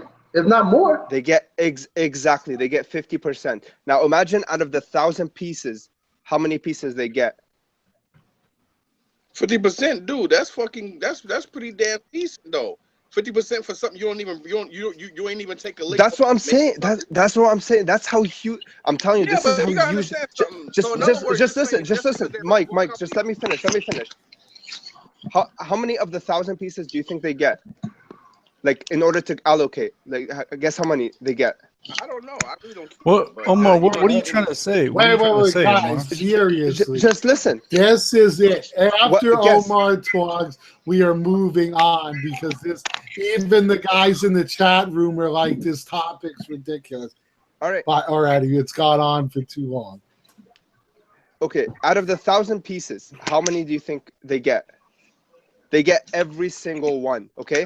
Every single one of the 1,000 pieces, they get it, okay? So for selling this piece for Prime 1, they get 475. 475. That's just, oh crap, whatever, 50. Just say 50. That's how much they get just for selling this for them. So Prime 1 makes zero money. Because I'm guessing, like, to make this one, it'll probably cost like $300, $400, and then all the marketing and production they have to do. That's how much it costs. Okay. All right. That's how much Statue makes just selling this. Okay. That's how huge they are. Okay. They don't give a fuck about anything, man. Like, that's how big. But that's the whole point, yo. They don't give a fuck. Yeah, exactly. You can't ask a company that big to care, man. Like it's hard. It's impossible. But it's impossible. It's a fact though. Sideshow's the biggest. So that they care. Now they don't care. Make up your mind. All right, that's it. We get it. Everybody has their opinion on what we think, and that's it. Yo, I just got back from the movie theater, guys. This movie. Awesome. Oh my god! Tell us your thoughts. Yo, it was kind of depressing, and it was kind of like a horror movie. Like everyone fucking dies. What the fuck? We should have said spoiler alert first. Like serious, like it was so depressing. You didn't like it though? They gave it. I liked it. I liked it. I thought it was cool. It was depressing. But did you bust a tear? Did a couple tears? Somebody was cutting onions. I did, bro. I got excited when he finally like juiced up. When he finally juiced up and like went crazy, I was like, "That's the Wolverine I know." And then he like got old again. I'm like, "Damn." When he put that serum in, bro, I almost got out the chair and I almost started running with him in the forest. If you have not watched the movie Eternal, oh my bad. But I saw Kong Skull Island. Yes, Kong was excellent too. For any fans of the old school monster genre, you owe it to yourself to see this movie. Yeah, so I went back and watched the old King Kong. I'm like, man, as a kid, that shit looked cool, but now that costume looked fucking raggedy.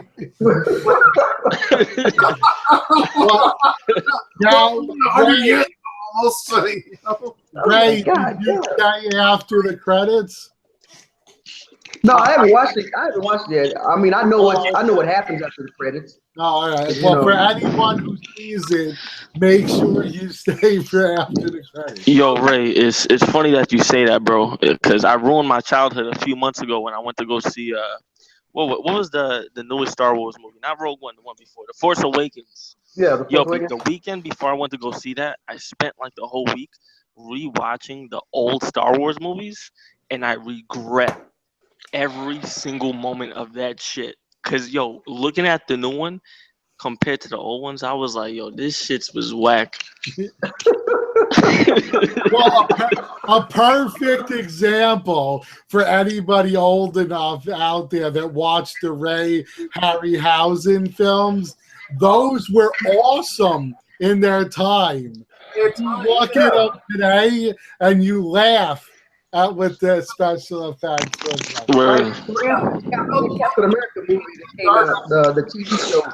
I watched that the other day and I was like, why the fuck was I enjoying this shit as a kid? The fucking shield, you could see through it and it looked like it's just a big ass screen. There's even some Ray Harryhausen, like Jason and the Argonauts. Yes, it's dated, But I still enjoy that movie, even as an adult, you know. And that movie.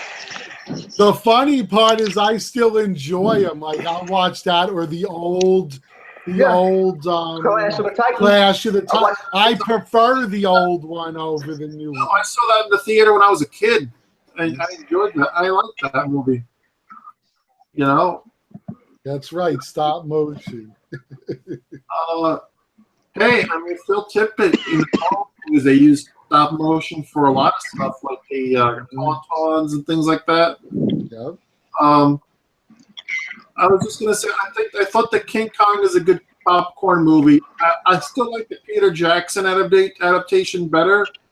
Well, that was truer to the original story than this one. Yeah, I agree.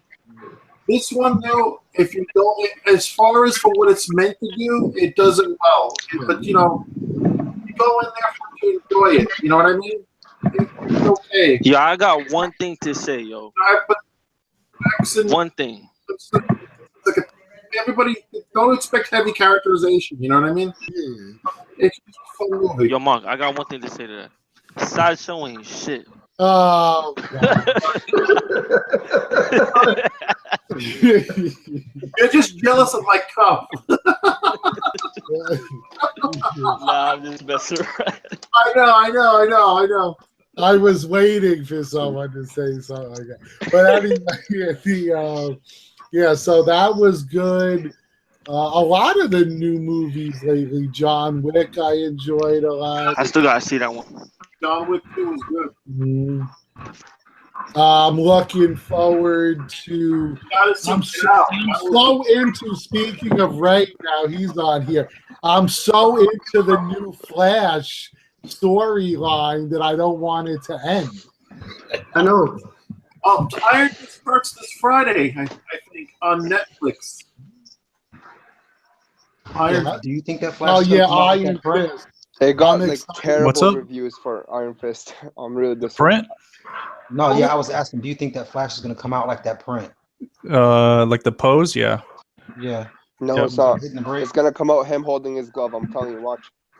Him pulling his glove. I kind of expect the same thing because most of the DC line has been in the an epic pose where they're just standing. They're not action poses. Well, he's just standing here.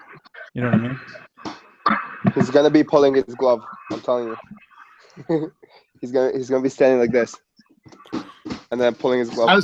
All I care about is as long as it's the original, the old school Flash, then I'm fine. Well, like this? I don't want him bent over so that he's like half the size of every other statue in the line. Well, would you be happy with him like this? That would be fine. I wouldn't care. I think, though, if you look at Wonder Woman, you look at Batman, Superman, the Green Lantern, they're all in these stoic museum poses. Yeah. But they do the same for Marvel too. You know, they did it with Deadpool.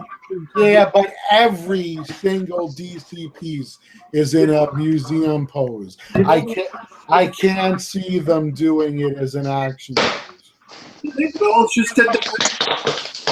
Don't forget they had the Marvel license for one of the books.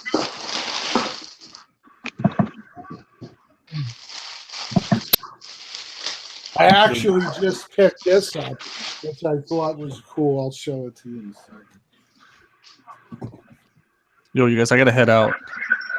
All right, Cash. Have a good night, man. I'll see you guys. Have a good night, you guys. It was one of those animated stills of Spider-Man. Oh, that's dope. Oh, it's not. Nice. Is that from the 60s TV show? Yeah. So I want to hang that up behind you when I finally get a Doctor. I mean, I have a Dr. Octopus piece that I could put it. You know, Ralph Bakshi was the TV show. Mm-hmm. That's Ralph Bakshi? Yeah, it's definitely from that show. Okay. Yeah, because he actually was the animator the original. That was like his first job. I loved that. I loved watching that show. I loved the Batman animated show.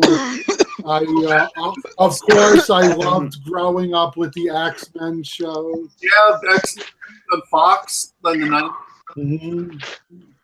And all of them were good. Those stories, they were like adaptations from the comic books, you know? Yes. Mm-hmm. Superman. That's a sick shirt, Fate. See the reversible? Yeah, that was awesome. Wait, can you show it to us again, please? Yeah, the first shirt I had like this was the Superman shirt. And when I went to put it on, there was another picture inside of it. So that was a nice surprise. And I thought that would be neat. I felt ashamed that one because I already had many Batman shirts. But I don't have this Batman shirt. Why does this statue fucking do that? Piece of shit company.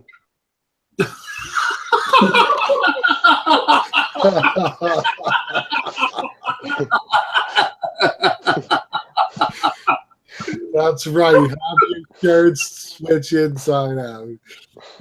Fuck. I wish their statues went inside out. Fuck. That's nice. Yeah, right. Make the what is it? That's dope though.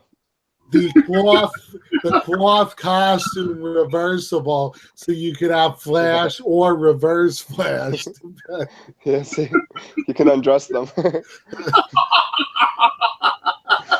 You could add. The funny part is they actually probably could make money selling clothes for them, so that people can have different.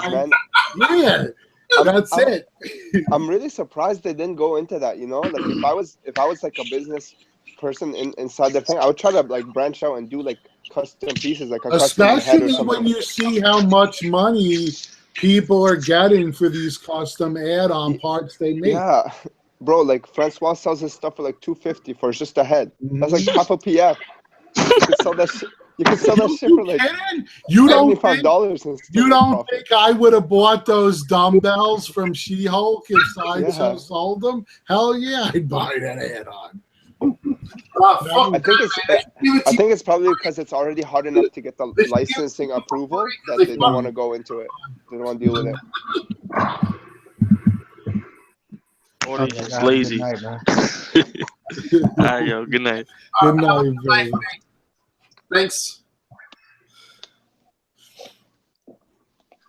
But yeah, there's a lot of cool things that you can do. I'm gonna go back myself after the show. So the show. Well, you know what? For all of the ranting that went on, I thought we all had a good laugh about it. I gotta go back to the part where I wipe my ass. Oh my god! I gotta go back to that. But that's it. In the end, had the best line though. It's when Omar is it, can you hear me? Yeah. When you said what you said before about Slideshow, and you're like, you know, that was so funny, man. That was great. You know, that was awesome. I like all companies, man. I collect from everything, to be honest. It's just, I can't push other companies' agendas on other people. I don't expect XM to sell 2,000 pieces and lower their prices because they just won't be able to sell 2,000. In the end, let's face it, the thing started as a rant because a piece that I loved came broken. That's what boiled it down. They broke your heart, Lou. Pretty much. And that's why they ain't shit.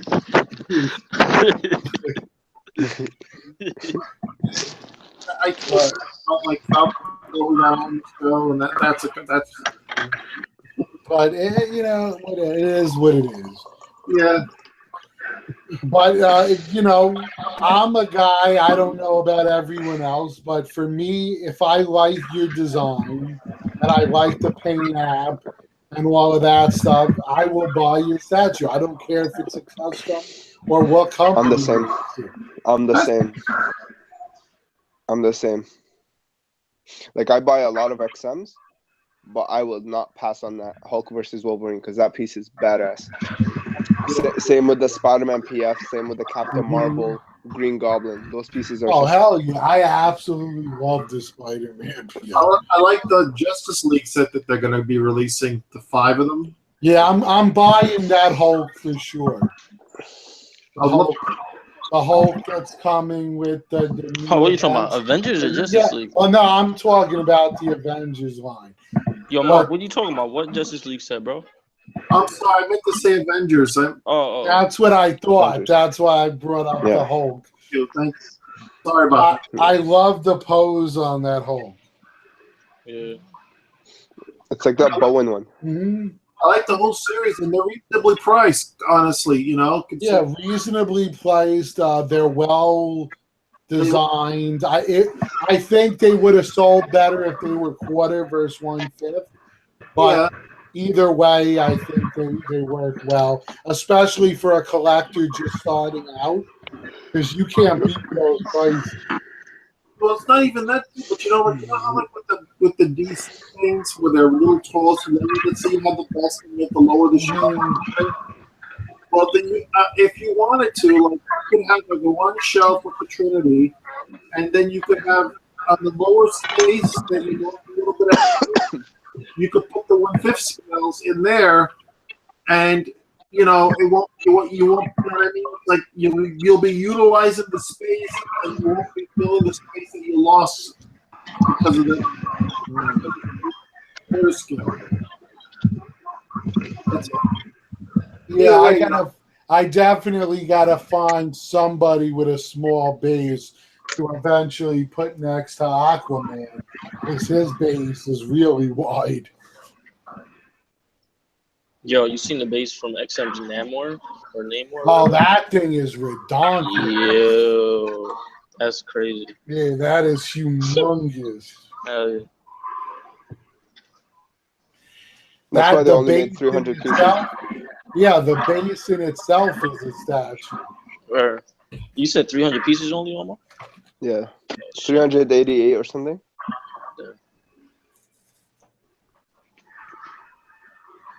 Yeah, yo, that I got the Venom bus coming tomorrow. I don't think I'm gonna be able. I put it for a pickup at my local FedEx spot. I'm gonna be at work all day tomorrow.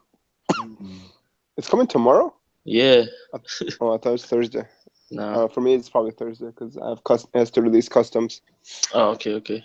Yeah. And then I got. Good luck, man. Enjoy it. Yeah, thanks, bro. I appreciate it. Anytime, man. What's it called? The Punisher should be here next week too. On the bike? Yo, yeah. What'd you pay for shipping for that? Was it like $550? It was 1,000 shipped flat. Oh, that's awesome, bro. Yeah. I gotta, yo, Lou. I actually gotta put you on. I gotta put all you guys onto to my source, yo, because it's shipping from inside the U.S. too, so I don't got to deal. You know what I'm saying? With none of that bullshit. Oh, that's awesome. I play one flat price.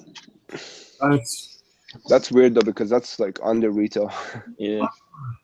Well, that's what I'm saying. I think retail is. Other than the two retail that I already got ordered with people, my next XM one I want is the Spider one. Yeah. What do you guys think of the Spider-Man and the Mary Jane swinging? It's nice, but I got so many Spider-Mans and Mary Janes that I'm like, I don't think I need another. I like it, man. But I don't know. Not to say it's corny, man, but it definitely doesn't fit in with the rest of their Spider-Man line. That's for sure. You know what I'm saying? Oh, they're making a Spider-Man to fit with the Sinister with that, Six, and then that's like its own thing. Yeah. But that one, doesn't it kind of seem like, it doesn't look like kind of off to you? Like I don't know, there was a picture of his hand and it just looked weird. Oh. Let me show you. I'll show you actually. Mary Jane looks good though. I like the jeans that they did on it. Yeah. The jeans look great. It's just that building, man. Like to make it a full-size building in like a cartoonish kind of way like that. If the base would have just been the side of a building, like part of a side of a building, let me click on it so the viewers can see. There it is. Yeah, I mean, I like Mary Jane. I think she came out amazing. But I think agree. the hand is kind of weird. It looked like he's dancing. He about to go on a dance with her. He's getting ready to Look at this finger. What the hell's wrong with it? They doing the waltz. I think her eyes are too far apart too. There's too much space in between. Yeah. Kind of looks weird. You guys notice that or no? Yeah. I agree though. I don't know about from here the it looks fine. Yeah, I like the sculpt of Spider-Man too. I think it looks really good actually. You know what? I think this thing is gonna suffer from Thanos syndrome. No shading here. Watch. I think that's gonna happen. The Captain America pants syndrome. Yeah, and the Thanos. Man, that's the only thing that ruined that Thanos, eh? Because you remember that thing when it was still coming out, like that thing was going for like $1,800, $1,800, and then it just crashed once it got in hand because there's like no shading whatsoever on that piece. It just looks like a big toy. Yeah, I can't wait to see that Thanos on throne already. They're supposed to be revealing that shit this month, no? Yeah, I hope so. Yeah, they said at the end of this month. That would be so dope. That's why I haven't pre-ordered anything yet. I'm waiting to see that. Yeah. I was gonna say, Lou, you have this piece that I was looking on your channel, and I saw you had reviewed it a while back. And one of my favorite Marvel pieces Sideshow did was the She-Hulk. Oh, I absolutely love that one. That's so sexy. That's like the best looking She-Hulk ever, that I've ever seen. Yeah, it's based on this one comic book cover, which I do own. You talking about the She-Hulk PF? Yeah, the PF. Oh yeah. I seen both your reviews on that, Omar and you. The puggers in the belly shirt. This shit's really sexy. And I think everything about it, they used a perfect shade of green for her to not overpower it. The outfit's done, the sculpting on it's amazing. Yeah, I think Omar made a good point on his review. He said something like, if you don't like a beautiful She-Hulk or some shit like that, then this won't be the one for you. But I like the way it looks. Like, I don't know why the XM1 like goes for such cheap prices, yo. This is like $600, $550. Yeah, I've seen it because it's not I think for the most it looks part, like crap. That's people I want an attractive woman. I have 3 in my storage. I can't move because it looks like a piece of crap. I have 3 in my storage. I can't freaking move it. Holy crap! Like I'm signed up for like $650 and they will not buy it. It's a piece of shit. There's a few people that like it, but they're definitely far between. It just looks off, man. Like her legs, like the way her hand is, it just looks weird. Man, I don't know. That piece is. It's funny because with them, there's home runs, and then there's the epic fails. So you have the Ghost Riders, and you have the Magnetos and the Cable, but then you have the She-Hulk, the Hulk, the Ant-Man, which the Ant-Man looks great, but it just didn't sell for shit. Yeah. You know what the problem. You know what the problem is with the Ant-Man is that it doesn't work as a piece by itself. And the reason for that is because where the hell are the ants gonna go? Like there is no ant that big compared to any human being. You know what I mean? So if like the ants should have been quarter scale. If you're gonna put them, you know what I mean? They made them like this big, and it's just like, where are you gonna put those? And if you put Ant-Man by himself, he's gonna take a whole shelf by himself, like as a small thing. It doesn't make sense. That's the big issue that they made. If they if you're displaying Ant-Man, for instance, at this size, that this guy on the bullet, then the ant would look big to him. But when you're doing the full-size quarter Ant-Man and the ants with him are ginormous, the scale is way off. Because the thing is, nobody's going to display that small Ant-Man by himself. Do you know what I mean? They're going to put him with the Avengers. So if you're going to put him with the Avengers, then the ants become useless because you can't put those big-ass ants in front of all quarter-scale Avengers. Like, it's just not fully thought out. You know what I mean? Like that's true.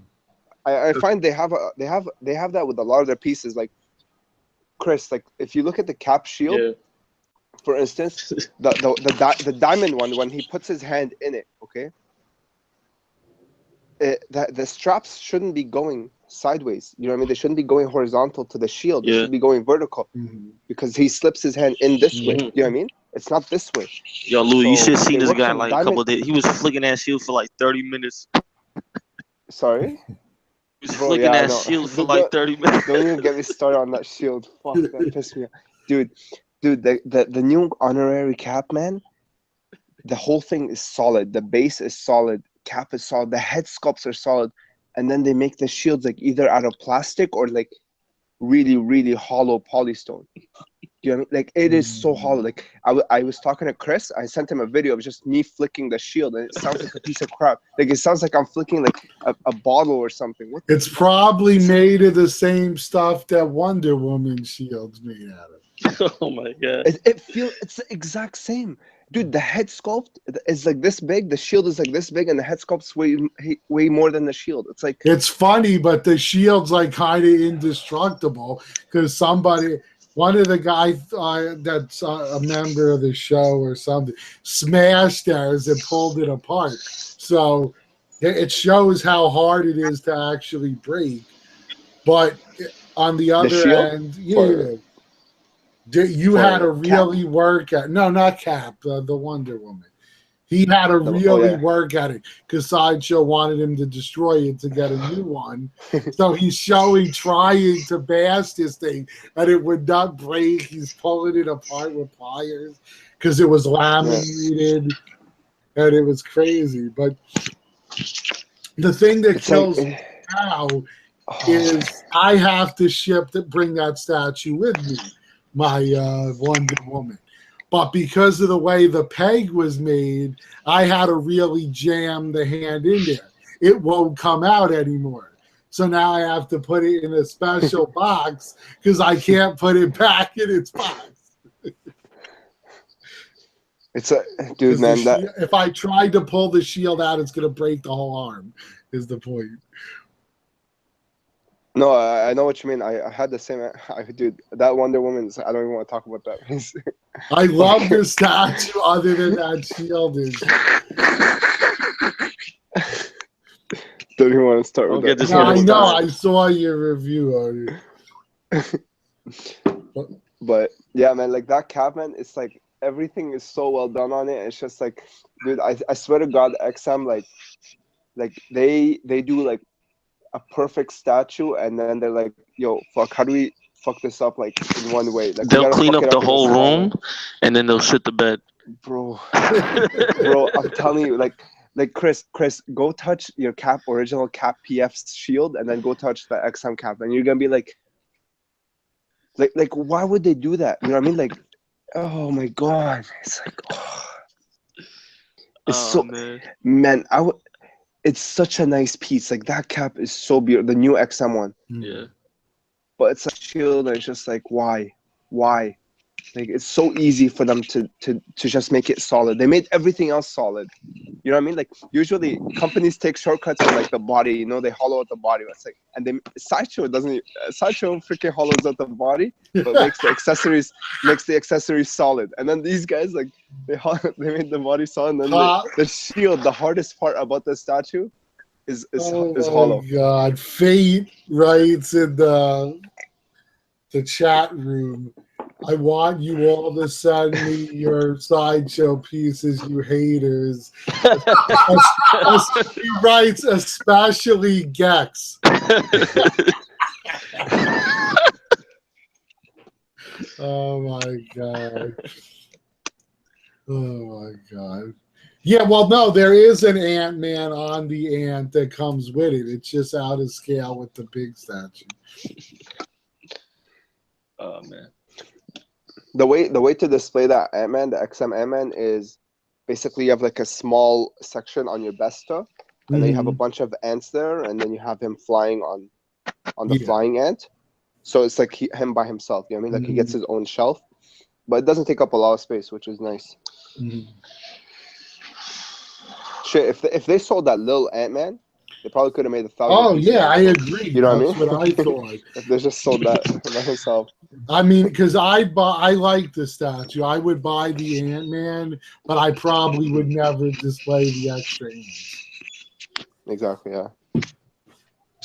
And that's the thing with a lot of their pieces. To be honest, like I sometimes I agree. Like switch outs are nice, but for me like less is more. Like in my opinion, like if they just nail one look, and they give you like one extra head, that I'll be okay with that. You know what I mean? Like if they 100% nail it, why do I need another one? You know what I mean? Like I don't need a. Yeah, I agree.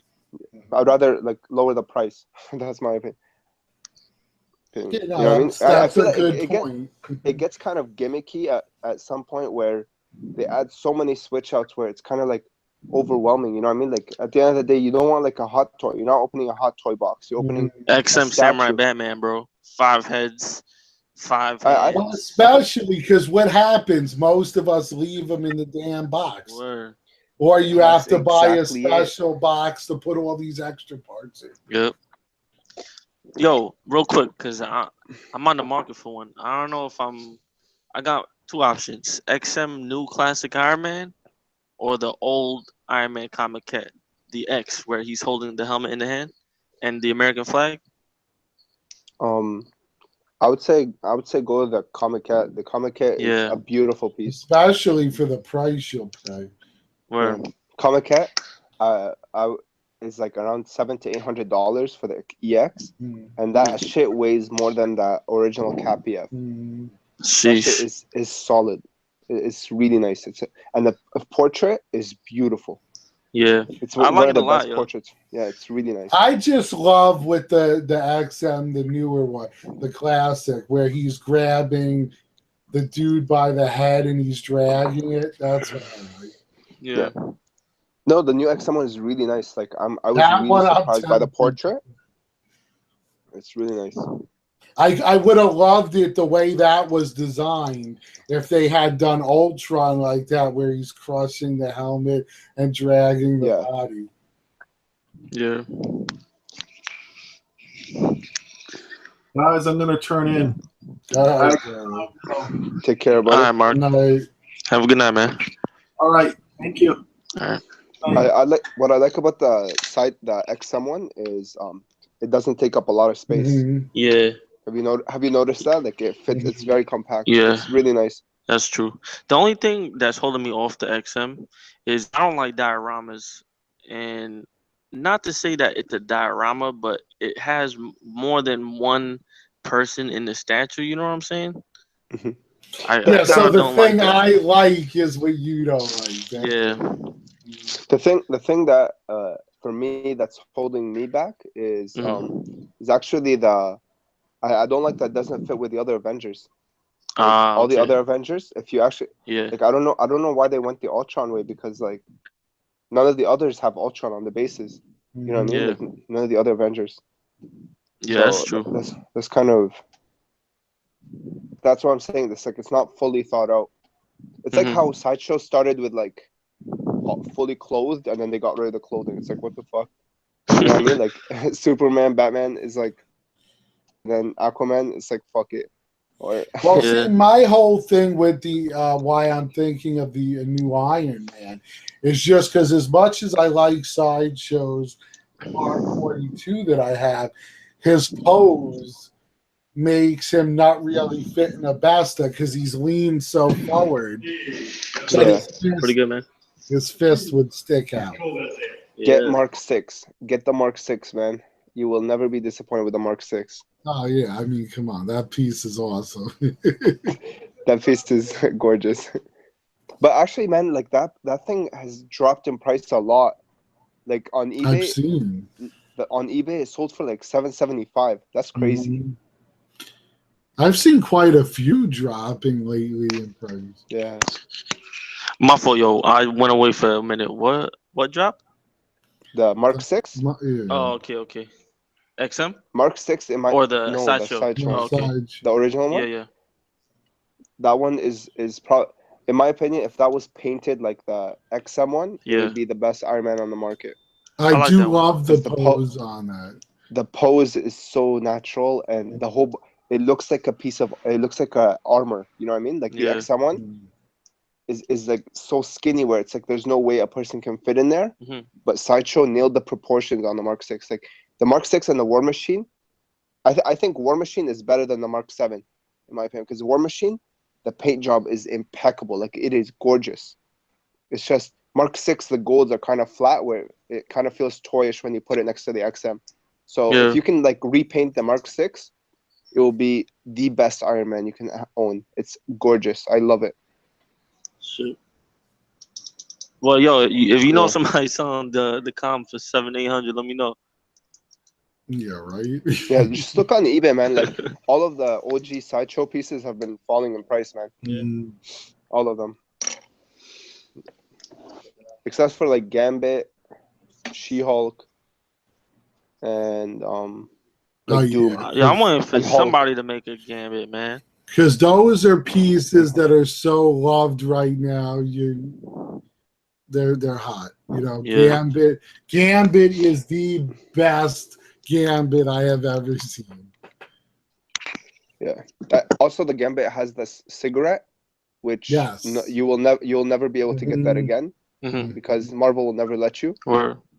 And She-Hulk, it has like it has the one look in that one comic book where it's so gorgeous. So unless somebody does the exact same thing again, stop it. So those two, I think, in my opinion, will hold their values for a long time. I mean, that Gambit is just badass. Like when you see that thing, it just looks like, holy crap, this guy's a beast. You know what I mean? I was telling one of my boys, it would have been cool if the XM Punisher on bike, if he was just chilling there with a cigarette in his mouth. Yeah, but again, too bad that's a shit piece. Yeah, I'm joking. This guy. I'm teasing. I'm totally teasing. All right, y'all. I'll see y'all tomorrow. I'm totally kidding. I'm totally joking, man. I just said it because I knew you were getting one. Yo, first cast. Now you coming at me, bro? Damn, I'm out of here, Lou. I gotta take it's a nice piece. All right, good night, Ray. All right, good night, man. All right, see y'all fellas later. Good night, buddy. Right. You're gonna be wanting to get a custom head sculpt, though. Yeah. Nah, I don't believe you. not You'll see. I believe you on me. I do. Because I was talking to my boy. I said, yo, it'd be sick if he was smoking like a cigarette or something. One of the viewers is asking, has anyone seen Batman Beyond in person? Yeah, I saw it. Joa, it's really nice. I saw it in a comic book shop, and it's really nice. It's worth the money, in my opinion.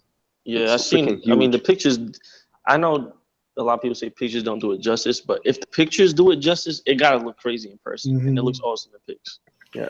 The one thing I have to say is me and Joe discussed a piece, and I'm forgetting, he'll know what I mean. I'm forgetting the piece that we discussed. He had asked my opinion. Some of the guys that I spoke to who saw it in person were very unimpressed with the paintwork. I believe it's the Red Sonja, the new one. I had a lot of people I know had a lot of complaints about it. What's it called? The new Red Sonja? I knew somebody that, I think I read something on Facebook. He was going to send it to John Allred or somebody like that to repaint it. Yeah, that's and the artist himself said, yo, not to, I don't want to say I don't want to do this commission for you, but the paint job on this is almost perfect. Like, why do you want to get it repainted, Everyone that I've heard has said that the piece that we saw, the production piece, which was painted flawlessly, is not what they're getting when it ships. So I don't know. I never ordered it, so I have no clue in person about that. I have that piece. The only complaint I have is the magnets are so shit. Yeah, I've heard on the arms. The magnets are so shit, but everything else I thought it was great. I like it. I have one in my storage. It's really nice. That shit looks real good in storage. Can't display that. can display. Oh my god! Yeah, I know a few people who are married that have a few pieces, and they're like, "Yeah, I can't display this because my wife would kill me." One of them I heard that about was the new Emma Frost. Oh, well, the newer one is what I'm saying. The one where she should have been holding a cup. You guys know what I mean. Yo, Mike, you still with us, bro? Even the yeah, he's doing some work while he's doing. At least it looks like he's painting something. What happened? Oh no, I was seeing you still there, bro. Oh no, I'm doing this thing for my daughter's. One of my daughter's friends is into anime stuff. Okay. So she wanted me to do. You can't really see it right now, but she wants me to do. I'm doing this thing for her friend. And now to answer the viewer, there is no update with ARLH. Yo, stay away from that company, whoever's watching. Yeah, You got snow all over the track. The garage windshield was frozen. You got snow all over the DVD players inside. I don't know what happened to bones. It didn't take. It's you have to find bones. I would call it. I'm trying to think of something that works for their initials, but I can't even think at this point. I'm done with them. I would never recommend them to anyone. If you're gonna get a piece from them, do it through some other company who's gonna make sure you get your money if anything happens. The best thing to do is just forget about them. Yeah, just don't even consider buying pieces from them, yo. If you're in like a new buyer, it kind of probably could stand for assholes really hate their customers, maybe, because that's what I think of that company. Joa, regarding your Prime 1 Grails statement, I'm calling it right now. I think the 2099 will be a Grail. Everything else will probably flop. Well, what about the there'll Dark be a Knight retail. Returns? I think there'll be a retail. They just won't go up in price. I think the Dark Knight will hold its price. It's just I don't think it'll go up, in my opinion. I like it's just too niche. It's just too niche, and it's like so big. Yeah, you know what I mean? Like the thing is huge. I just can't see a lot of people paying and displaying that thing. It's like so big. Like you guys don't. You haven't seen a third scale piece. That's why. Yeah. Like these things are fucking massive. Like the Akuma. I have Akuma. Yeah. And I can't put that shit anywhere. Like it doesn't fit anywhere. Nah, the Dark Knight Returns, it's so big. That shit will probably go on top of my toilet in the bathroom, son. That shit's gonna get displayed somehow, somewhere, bro. Okay.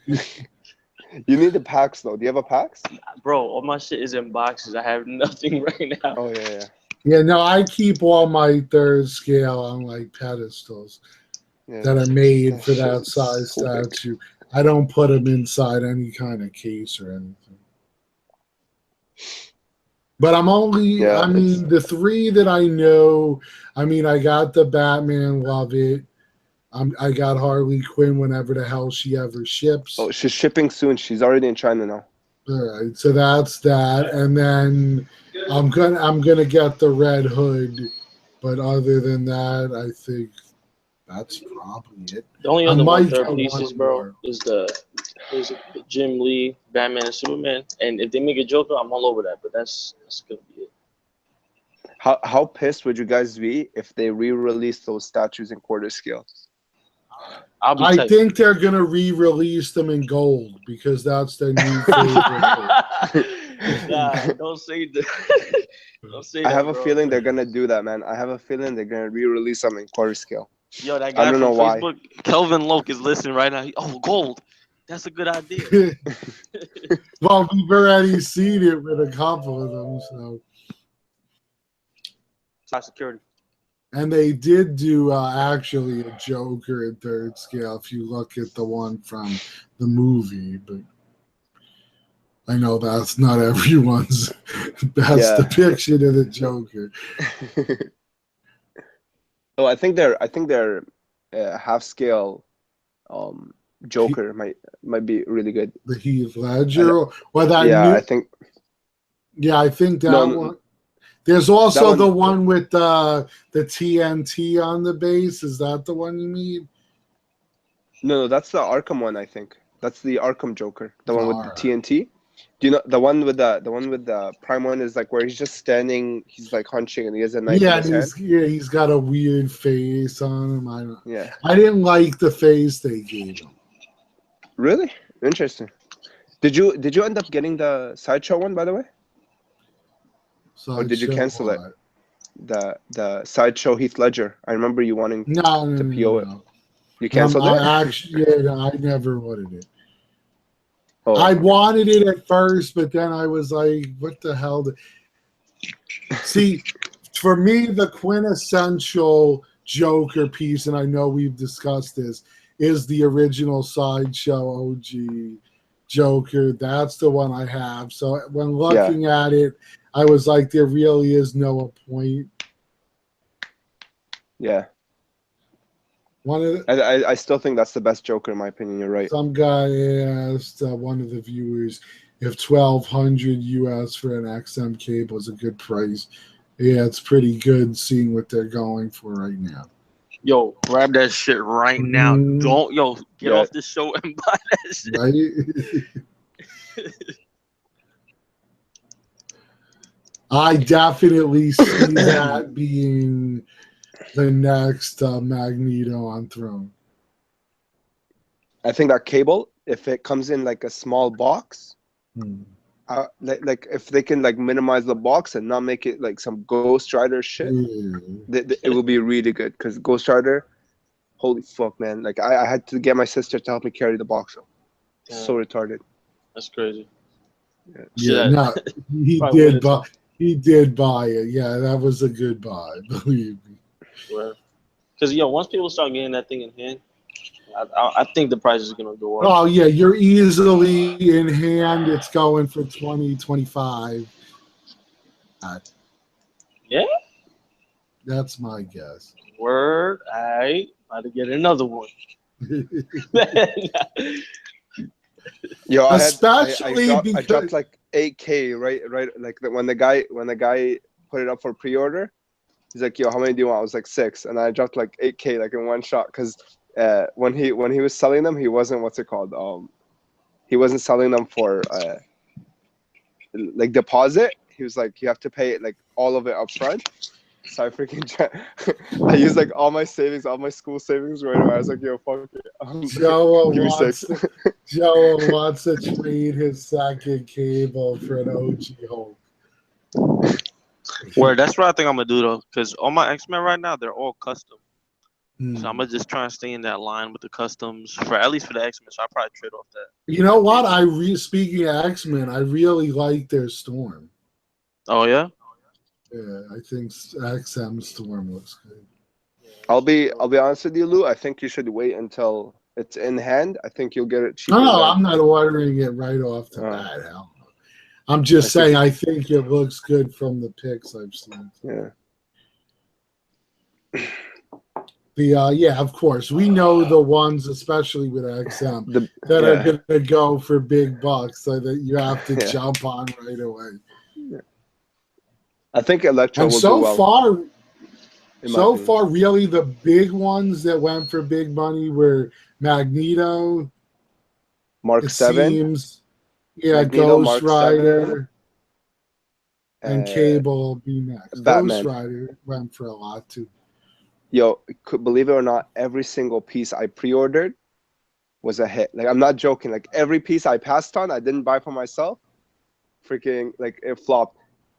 I actually except Thanos. I actually had high hopes for Thanos, but they really, like, dropped the ball on that one. But otherwise, everything I bought was like a huge hit. Everything I bought, like, 10 pieces of, everything was great.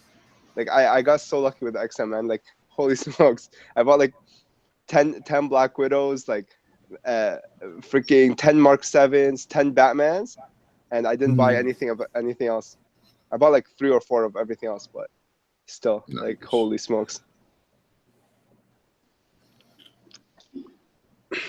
Yeah, I think Cable will do really well. Like Cable, and I watch, the only pose that people will display is over the shoulder and arm down.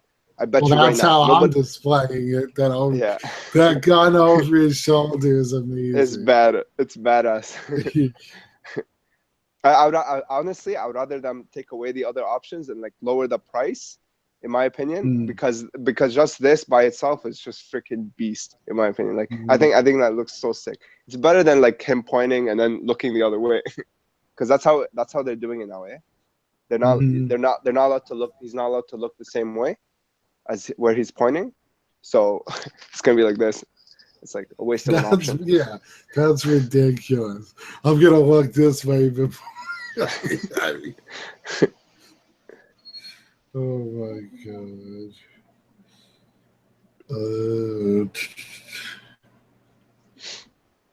So who, and then we'll probably end it after we all answer this question.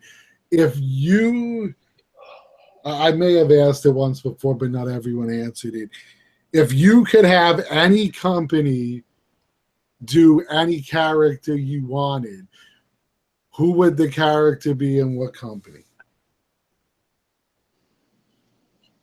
Hold on, look, one more time, bro. My bad, yo. My girl's getting tight.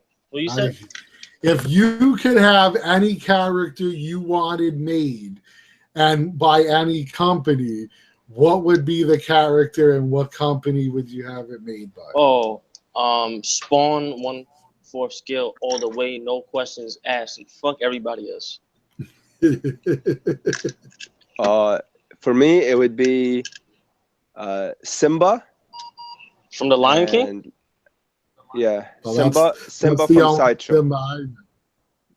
Simba wasn't there? I said that's the only Simba I know. Oh, Simba's gonna look great next to Captain America and OG Hulk. That shit is good. There was a pretty cool Simba being done. I think you commented on it. Yeah, I'm gonna get that one. I'm gonna collect anything Lion King. That's like my favorite movie. But for me, yeah, I'm getting a lot of good ideas from people out there. But for me, everyone knows that I love Jubilee. So it would be her, and it would be XM that I would want. Jubilee? Yeah, because I think XM would nail it because they do the extra heads. So you could have a vampire Jubilee, you could have the regular, and then you could do like a sexy look to her. So it would be great to have all their extra add-ons for that character. Yeah, this guy McFarlane, man, he's over here fucking with my emotions. He needs to stop playing. Well, I still don't understand why he has not done a 1/4 scale Spawn. Ooh, it's like, it's there. All you gotta do is release it. People will buy that shit. That's right. I mean, someone said XM Sinister. That's actually being made right now. Yeah, XM Mr. Sinister. Yeah, that's in the works. Are you? And that will be a hit, in my opinion. I mean, as long as the sculpt comes out good. We also got a Prime 1 Shazam, a diorama of Invincible versus Omni-Man, Chrono Trigger, Chrono from Chrono Trigger. Oh, these are characters people want made? Yeah, that they're saying it in the chat room by Sumi. So yeah, there's a lot of good choices here. Yeah. For the guy that's looking for Mr. Sinister, if you want, hit me up. There's one being made by Onage. So Onage is making that. Onage was, in my opinion, as like you guys, if you've been watching the show, is the best factory in China. Like they kill the pieces that they make, and I'll show you a picture right now. This is the Mr. Sinister they're making. The only thing with Onage is you gotta wait a couple of years. Oh yeah, but it's been 3 years already. So it's already been so there's no. Look at that! Look at that, Mr. Sinister. Hold up, let me show you another picture. Nice. This is the final. Like this is production. This is what it's gonna look like. You know what that reminds me of? This is Cable's. any of the OG collectors, there was a Joker that used to hold the skull like that.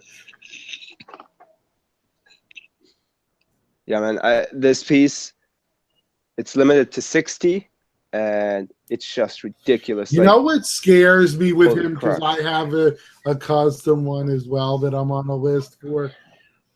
He's got so many pieces on his cape that could break.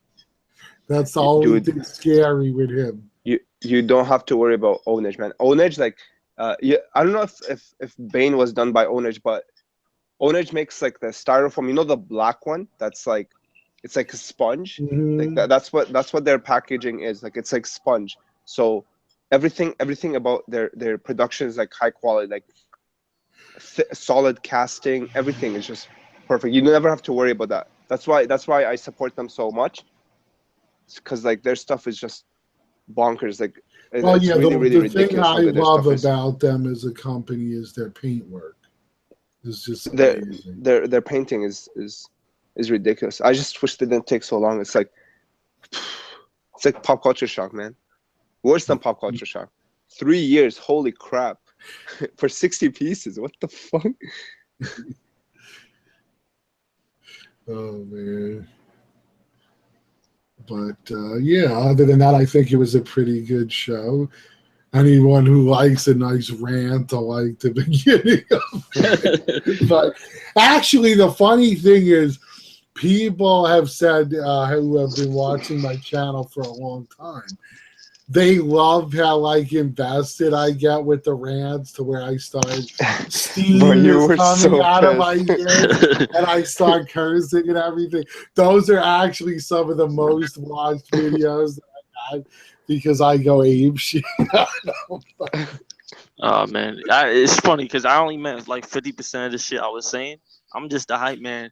Yeah, it was like I did one that was on resellers or something back in the day where I just went ape shit. I went ham, bro.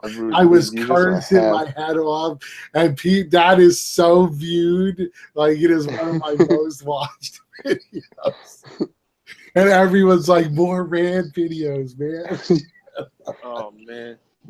But I'm like, I don't want to have to rant about something because I would prefer everything comes perfect, so I don't have to rant about it. No, I'm definitely rewatching this episode though. I think people like the whole inside look. You know what I mean? Like people's opinions. Mm-hmm. Like believe it or not, like even for me, I find I'm watching like some. I don't know if you guys know like Batman statue collector or something like that. Yeah, on YouTube. I watch his videos. Like for me, like. For some reason, I don't know what it is, but I like listening to people's opinions. You know what I mean? Like even if like they don't change mine or anything, I just like hearing what they have to say about something. Well, like, that's why I'm subscribed to so many different guys. Because if I'm looking at a piece, I watch your opinion of it. Maybe his. I look at 10 different opinion videos on that same channel.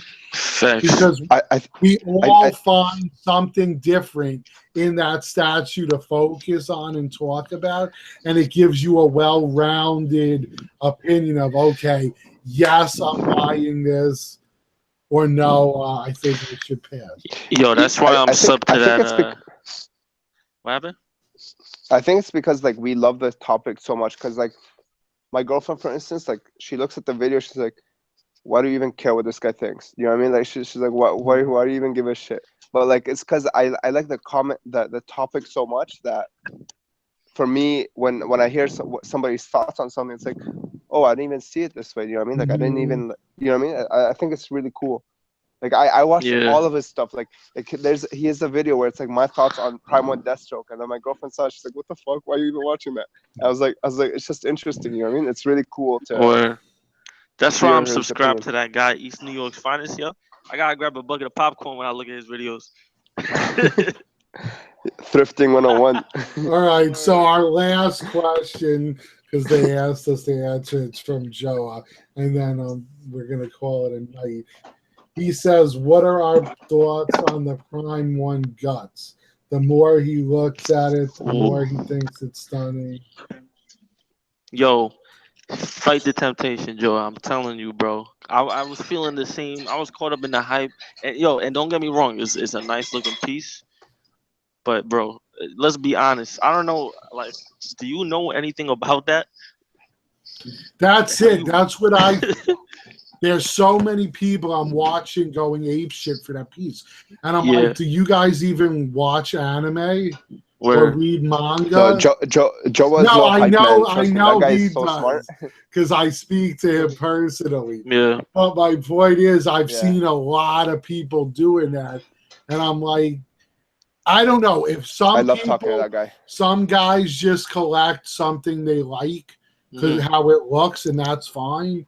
Don't get me wrong, but for me, I have to have a connection with the character. And I read sort of the Berserk, but I never was that cool into that to spend the money on it. It's like you got to invest in a whole nother line. Like he's already invested into Marvel. Like that, Marvel is big enough. If you just have a Marvel collection, you have more than enough on your hands, like to buy. You know what I'm saying? To add in and to throw in Berserk in the mix, bro, that's a lot. Bro, you think he only collects Marvel? Bro, you should see this guy's collection. No. I know. I'm just using Marvel. Yeah, because remember, every now and then. Yeah, he collects video game as well. He's a gamer first. This guy is crazy. Like his collection is nuts. So I was like, send me a picture of your collection. He sends me like 15. I was like, what the fuck? This guy's beast. Yeah, it was like me before I sold all my gaming collection. Anyone who watches my old videos, you'll see the crazy gaming collection I had. Oh yeah. And that's the same thing with like pickup videos, man. Like I love watching pickup videos. Yes, man. I love pickup Holy videos. crap! Like it's like half this crap. I would never buy it. It's like it's so cool. Like watching something. I'll see something on a pic. Like I never gave a damn about Funko mystery minis until I saw a video on them, and I'm like, these fucking things are cool. And then I got addicted to them. Bro, I watch everybody's freaking like just hauls. Like I bought a haul. Like what? I have no interest in this freaking haul. Like some guy bought like some video games. I've never played video games in my life. And he's like, I bought this video game haul. I just watch it because like it's so cool. Like, well, there's video games. So happy with this stuff. What I love about video games too is there's games that I'm interested in, but I would never play due to time constraints. So I'll watch a guy who streams himself playing the game, so I get to enjoy the game, the outcome, the highs and lows, the story, and I don't have to waste my time playing it.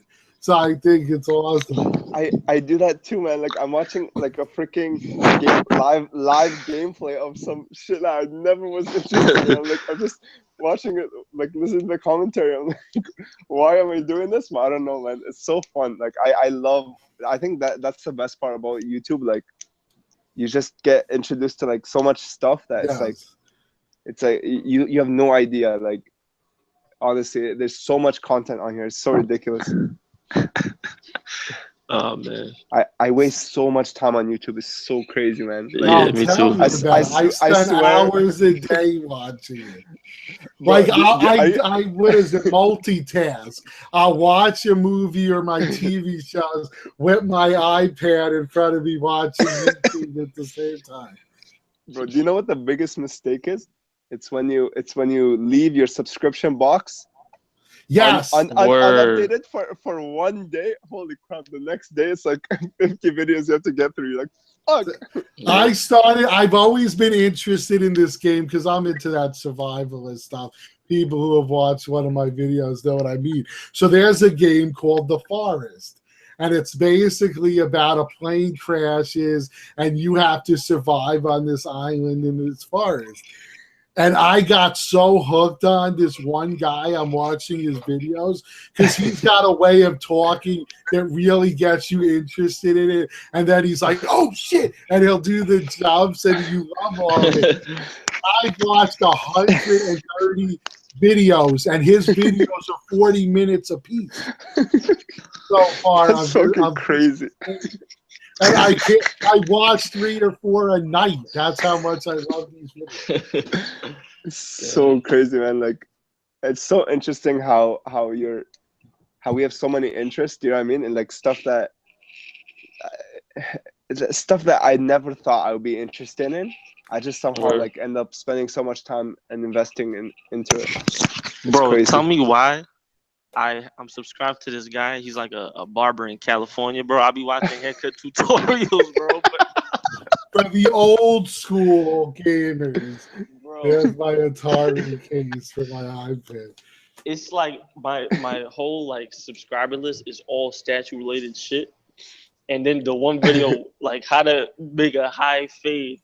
Like, yo, I love that shit though. I don't know how I came about it, but I love it. There's just certain things like you'll see a video and recommended for you, and you'll click on it because you're like, let me just see what it's about, and it just drags you in, and you're like, why am I interested in this? Bro, I watched a video of some girl opening like a makeup bag that she got, and I was like, why the fuck am I watching? Like, you don't realize until like after the video, but the whole time like she's like, oh, and I got this. I'm like, I don't even know what the hell these things are, but it's like, oh, but I got this. I'm like, okay, what? Like after you finish, you're like, I just spent like 4 minutes wasting my time, but it's like at the time of, it's like so interesting to watch. Like, yeah, exactly. It's so weird. Yeah. Fucking.